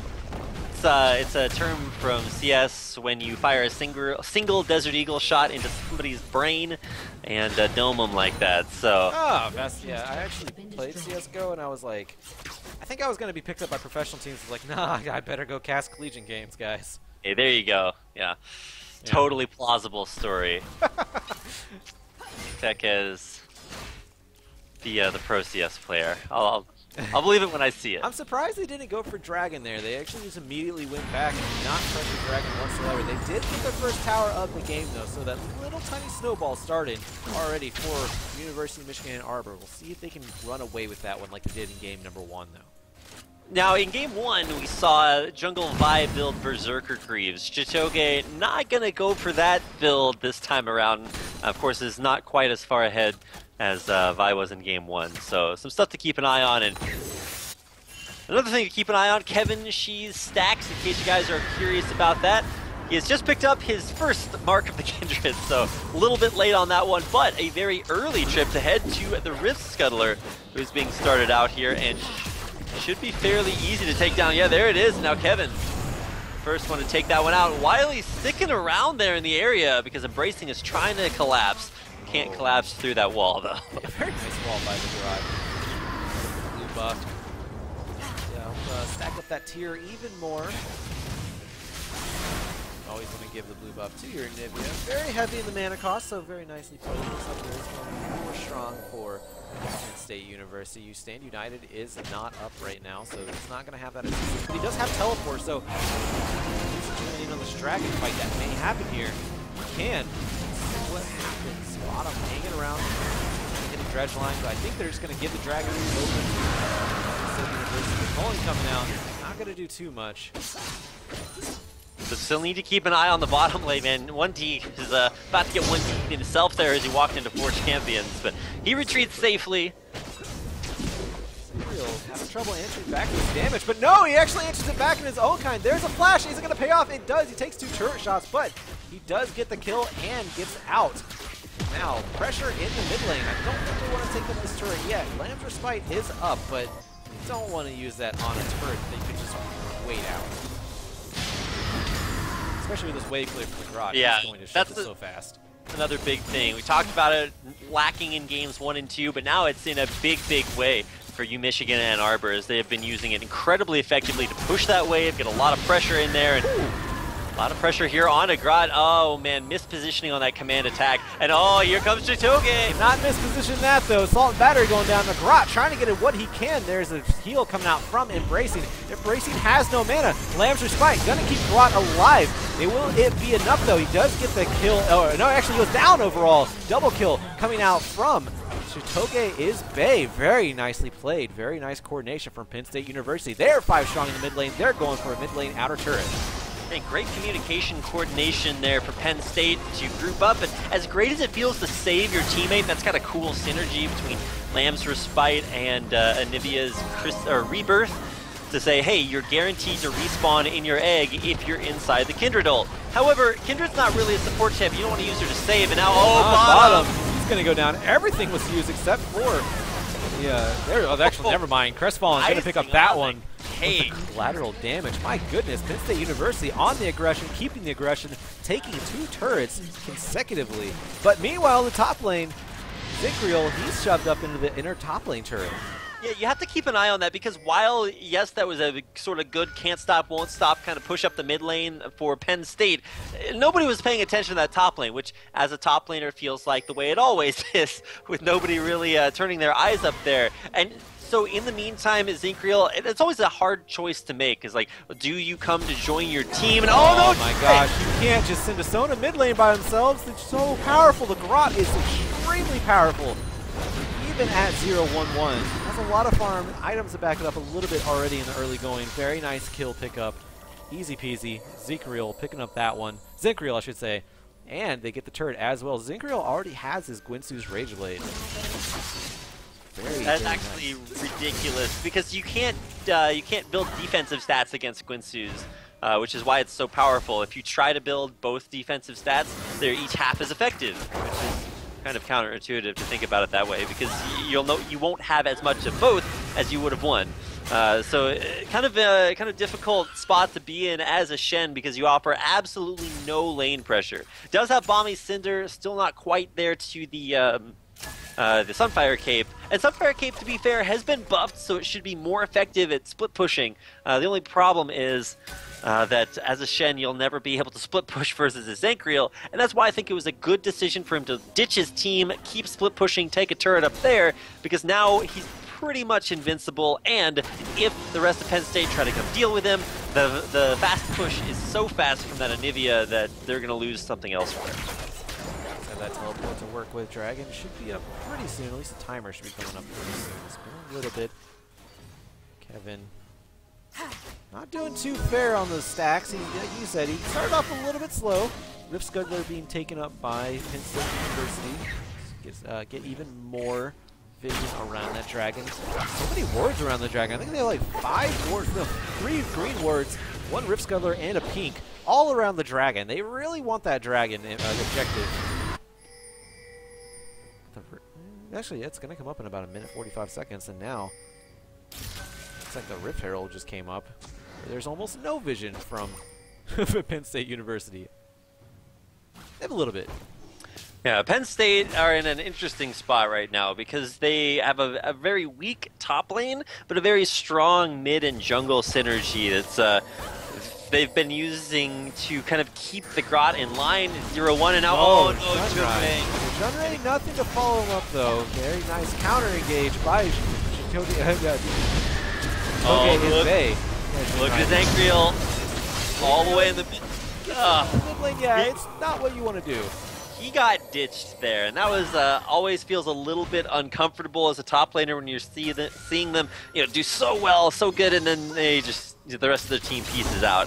The Grot felt like he was in a difficult spot, but I feel like if he had kept fighting and really given his Zankreal the opportunity to come in, better together than apart. Although now a 4v5 is not going to be what Michigan Ann Arbor really want to deal with. No, now they have the Rift Scuttler, not the Rift Scuttler, the Rift Herald buff on their side, so they're going to get those empowered minions.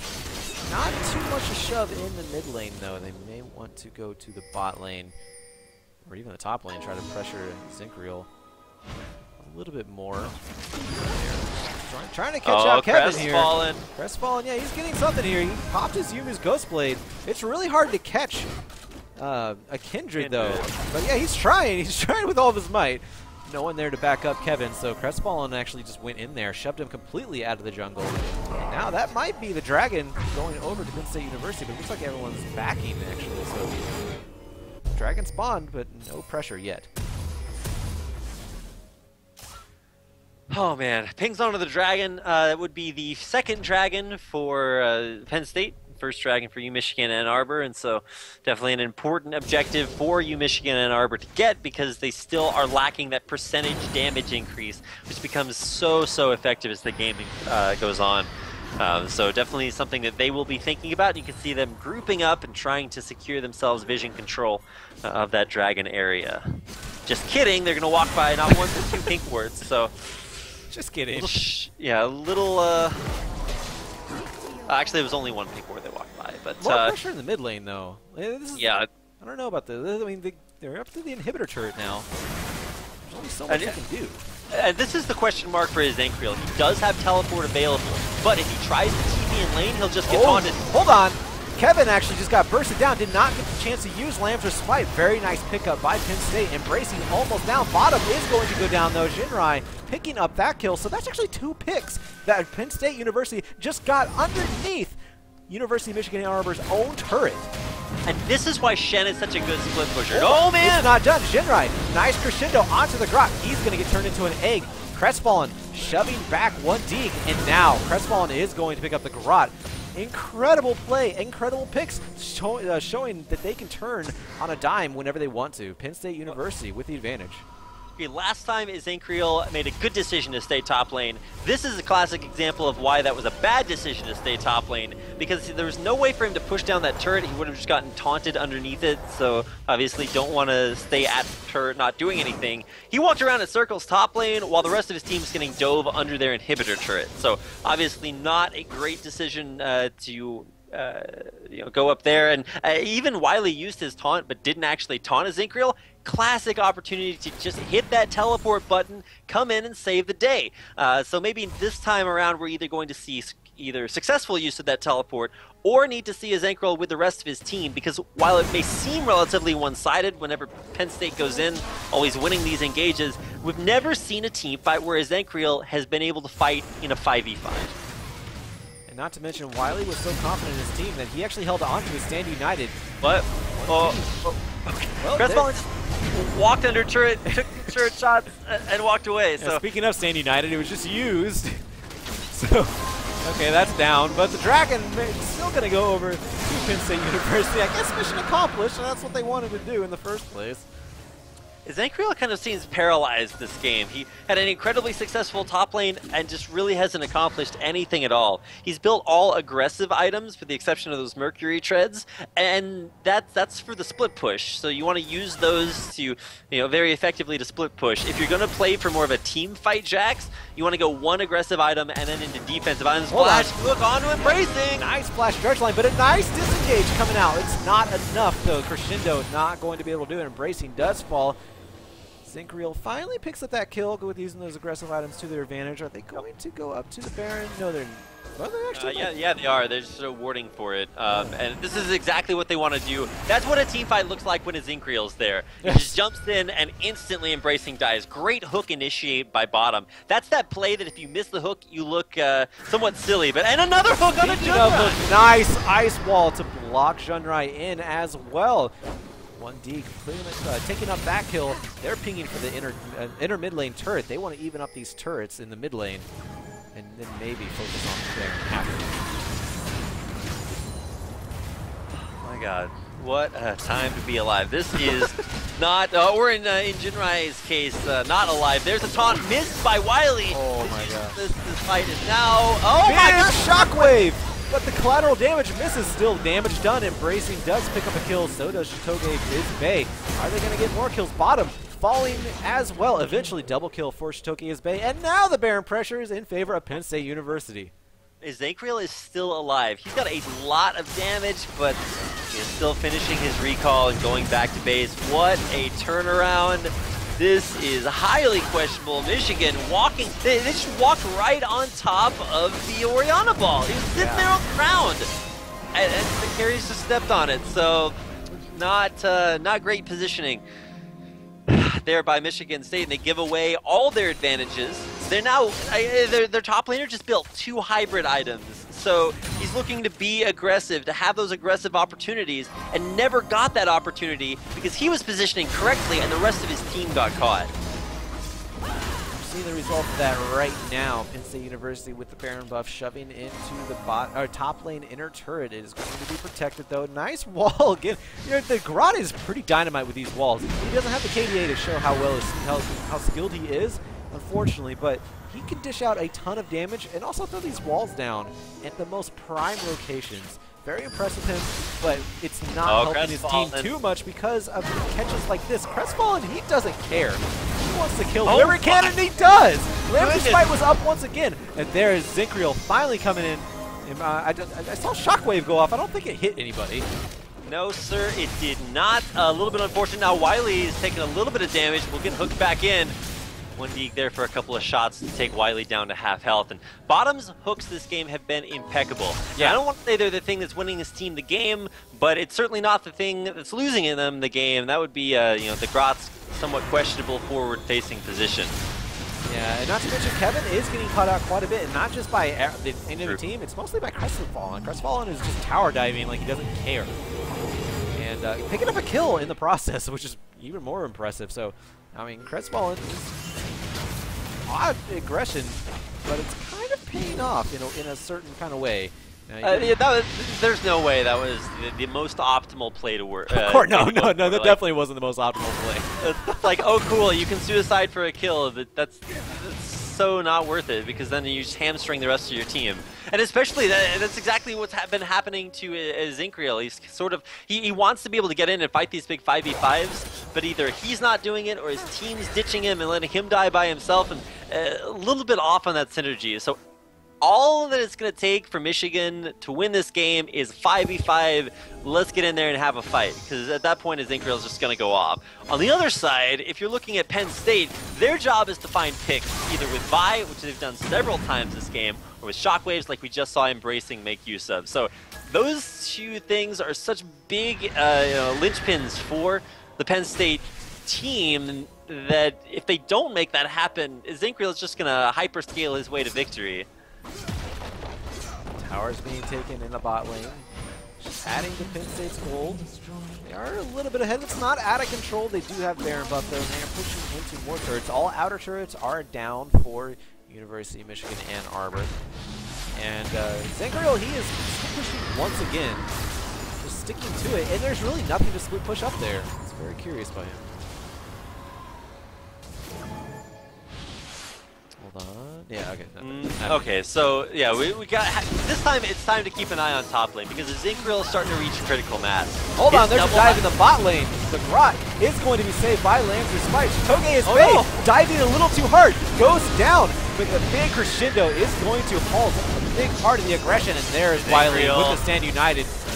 Zinkreal trying to get out, but he gets brought back in with a shockwave. Crestfallen with a triple kill. He's going to look for 2 more. Can he get it?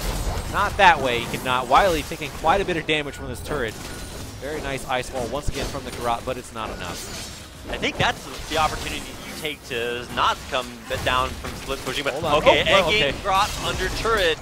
Kevin cannot fight this. No, he cannot. Embracing. Able to pick up that kill. Shoving Kevin back. Crestfallen by himself, shoving Kevin back. And that is going to be the bot inner turret going down. Dragon is up once again. This will be the 3rd Dragon for Penn State University. And it's starting to really, really snowball in their favor.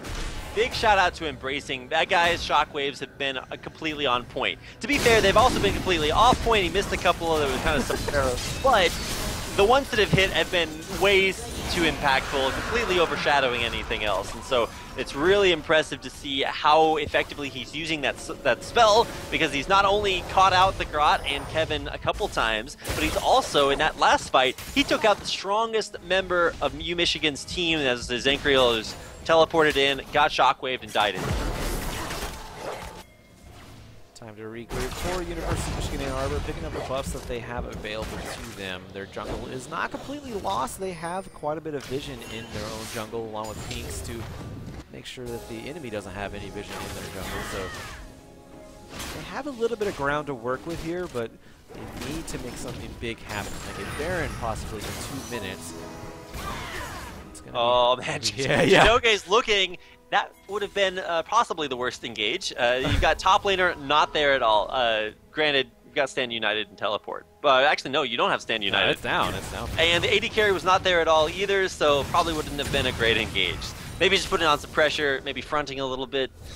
But either way, the catches have been what has been working out so well here for Penn State. And now they might just be looking for another one, not necessarily looking for one right now, but setting up ward coverage and clearing out vision so that it's easier for them to make those picks. Wiley is shoving into that top lane. 1 inner turret left for University of Michigan Ann Arbor, and it is in the top lane. Wiley does have his teleport. Stand United is up now, and he's actually going down to meet Zinkreal, which is what he's been doing this entire game, trying to counter Zinkreal's split push. It's been keeping, like you said, I mean, if University of Michigan Ann Arbor 5v5 a little bit earlier, it might be a bit different, but right now it is 4v4. Zinkreal is actually going to be joining them this time around. Stand United is up, so advantage still in Penn State University's coming out. Dig! 1 dig! He gets destroyed! Embracing with a shockwave dissonance. There is a complete erasing of University of Michigan Ann Arbor's big power. Another perfect example of what's been true the entire game. And bracing shockwaves have kept his team in this game and really become kind of their win condition. You land one of those, and then you look for the big play. Now, this time around, it's still 4v4, but with Shen ult up, it's not going to stay that way for long. Turret taken down, Baron up in 5 seconds. Looks like Penn State University, they are going to migrate up to the Baron and take it for themselves. Don't know if Ann Arbor can counter this one. Looks like they are pinging toward it. It is going down relatively quickly, though. Scrying Orb, or Farsight Alteration, I should say, is catching them out. There's a flash. Nice crescendo! And it's going to be engaged coming out. Crestfallen destroys bottom. And now he is the focus of Zinkriel, but it's not enough. Nice flash over the ball by Crestfallen. Looks like Shitoge is Bay, the only one down on the side of Penn State University. Oh my gosh, Wiley! Wiley. Nice dodge there by Kevin. As unfortunate as it was for the entire Michigan squad to walk right into that shockwave, they still stopped the Baron and traded 2 for 1, which is not that bad a trade. Now, you look up at the scoreboard and the big numbers say that it's somewhat one-sided, but it's all about the way that both of these teams play their team comps at this point. We're 30 minutes in, and Jax is a monster, completely massive. No one can touch that guy. The only problem is that his team continually getting caught is preventing him from being able to use all that power by split pushing. So it's really balanced on a knife's edge. If these Orianna Shockwaves keep landing, there's nothing that Michigan can do because their strongest member of the team won't be strong at all. And let's not count out Junrai either. These crescendos have been massive. That was a 3 to 4 man crescendo that started up that entire fight with the assault and battery followed up from Shitoge Isbay. Junrai coming up huge with these crescendos and has a Lich Bane.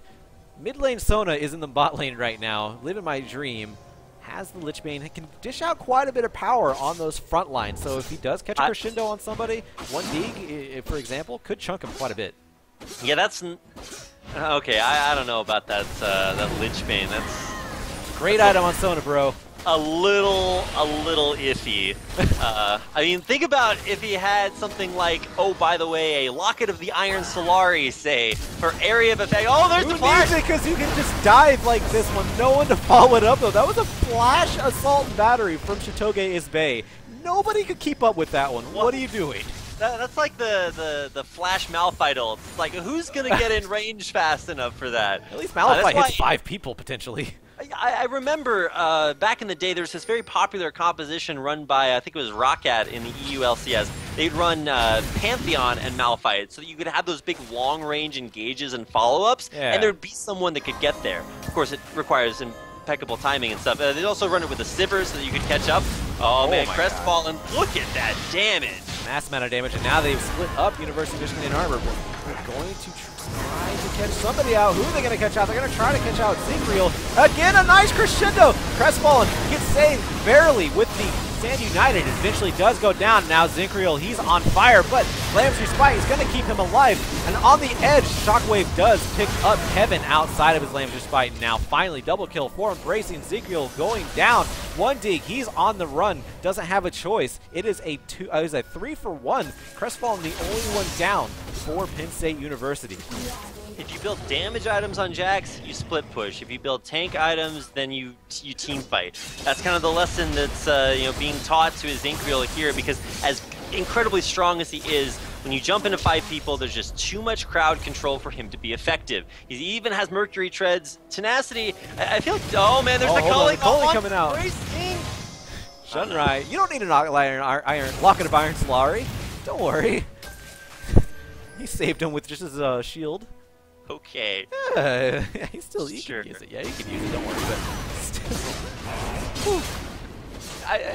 There's so much feels right now for his Zinkriel on 6-kill Jax. He's the strongest member on his team. He even had the added benefit of staying immortal in that Lamus Respite. But unfortunately, that also meant that he couldn't find any kills during that time. So, man, I don't know. It's a big question mark here. If Zinkriel goes off and either has a successful split push, or his team winds up not dying while he's split pushing, like that's going to be good for you, Michigan Ann Arbor. But on the other hand, of course, if these shockwaves continue to land, Junrai also, those crescendos, half of it's him being super good at landing them in great spots. Half of it's Michigan just walking into them. So definite marks of improvement, but there's still time for both teams to sort of reverse their fates here.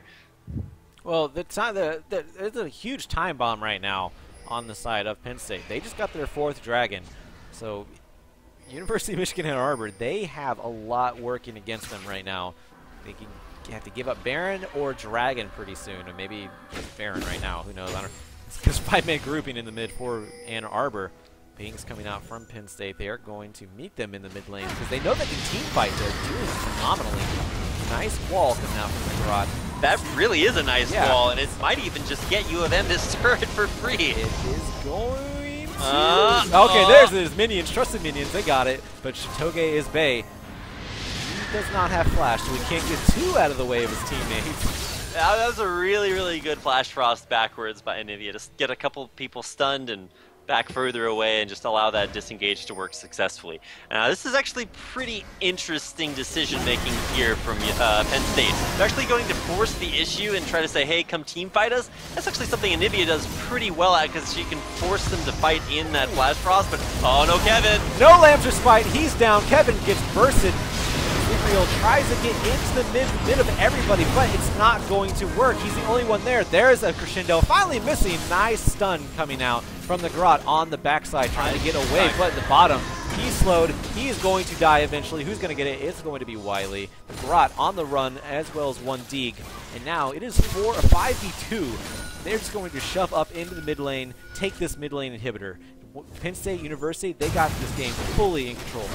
Man, I know, Nautilus is the titan of the depths. He's pretty used to being on the bottom, but not a 0-8, not like this. That is not... it's interesting because bottom was the player who is so good at keeping his team in the game for so long, landing all these clutch hooks on champions like Junrei, champions like Embracing. But unfortunately, not scaled up as this game has continued. Crestfallen very strong, Embracing now. Look at Embracing too. He's not necessarily with the big CS advantage, but he's 9-1 versus his 1-4 lane opponent. Just devastated that lane, and really every lane, both the carry lanes for Penn State worked out very well, and it's really only top lane that's been going well for Michigan Ann Arbor. Yeah, he actually has 100% kill participation because not only is he 9-1, he's 9-1-17 out of the 26 kills his team has. 17! So, yeah, so when he doesn't land, well, he doesn't get a kill, he's landing and getting kills for his whole team. Big contrast there. The support in mid lane for... Hold on. Oh man, can't even talk about that. We're going in. The Baron actually went over. Oh my god! Yeah, Baron goes over to University of Michigan Ann Arbor. Can they do anything with it? Embracing, he is down. Zinkriel, he is going to go down eventually, but how long is it going to last? Not too long. Crestfallen does pick up that kill. Shitoge is Bay, has to be careful. Oh no! Big damage. 1 Deeg out of position. Bottom, nice. Actually, that was a terrible wall. Never mind. The Garrote blocking bottom out with his own wall, and now the Garrote finally going to go down. There's a Zania's pop. It's only delaying the inevitable, though. Oh no, yeah. Goodness. Oh, I watched 1D. He did it again. He know. spotted there. He just flashed directly into the middle of the enemy team to try to get a kill and got exploded for it instead of kiting backwards. Also, once again, I'd like to say Kevin got one shot before that all happened. Unfortunate there, and his Zinkriel kind of left out to dry, but he kind of did that to himself, jumped away into the back line, and was without any support. So, man, come from behind. Talk about the turnaround. Penn State take a 2-1 victory over University of Michigan Ann Arbor. Handing University of Michigan Ann Arbor their very first defeat in this CSL season. So congratulations to Penn State University. Very intense 3 games. Very excited to be here. I'm glad everyone was here as well. Thank you very much for joining us. We are going to be here every Monday and Friday. You know, technical difficulties notwithstanding here. We're going to be here every Monday and Friday at 6 p.m. Pacific Standard Time. Very happy to join us. Want to give one last shout out to our sponsors. Big thanks to Twitch.tv for sponsoring the CSL. They've been with us for quite a while. We're very proud to be affiliated with the largest gaming stream provider in the world. Azus ROG, the big reason we're going to DreamHack. Thank you very much for funding us on our road to DreamHack, along with the prize pool for the CSL Finals at DreamHack, where the top 4 teams will be displaying their talent on the big stage at DreamHack. Casted by yours truly, that's Reed Rapid Melton. And then there's also me, Joshua Fekes Quest. Thank you very much. And I think we have one more sponsor, Rapid. That is very, very true. Aside from Asus and, of course, Twitch, we are sponsored by Brain Gear this season. And if you're unfamiliar with Brain Gear, make sure to go check them out. And I believe we do have a link to... do we have a link to them down below? Believe not. But yeah, just search for Brain Gear. They are makers of a fantastic energy gaming supplement. So if you want to supplement your gaming and want to boost your brain, Brain Gear is the best way to do that. Of course, also, they do support us, and of course, we want you to help support them so that we can all be happy and, of course, better boosted in our gaming endeavors. And, of course, could also not do this without our sort of fourth unnamed sponsors, and that's viewers like you guys. So thanks to everyone who came out and tuned in for tonight's CSL broadcast. Once again, big congratulations to Penn State for their 2-1 victory over University of Michigan Ann Arbor. And do want to direct you right down below the screen. We've got our schedule down there. And, of course, want to make sure to see you back here again on Monday for more CSL League of Legends action. And on behalf of CSL, my name is Joshua Fekes Quest, here with Reed Rapid Melton. Thank you very much. See you folks next Monday.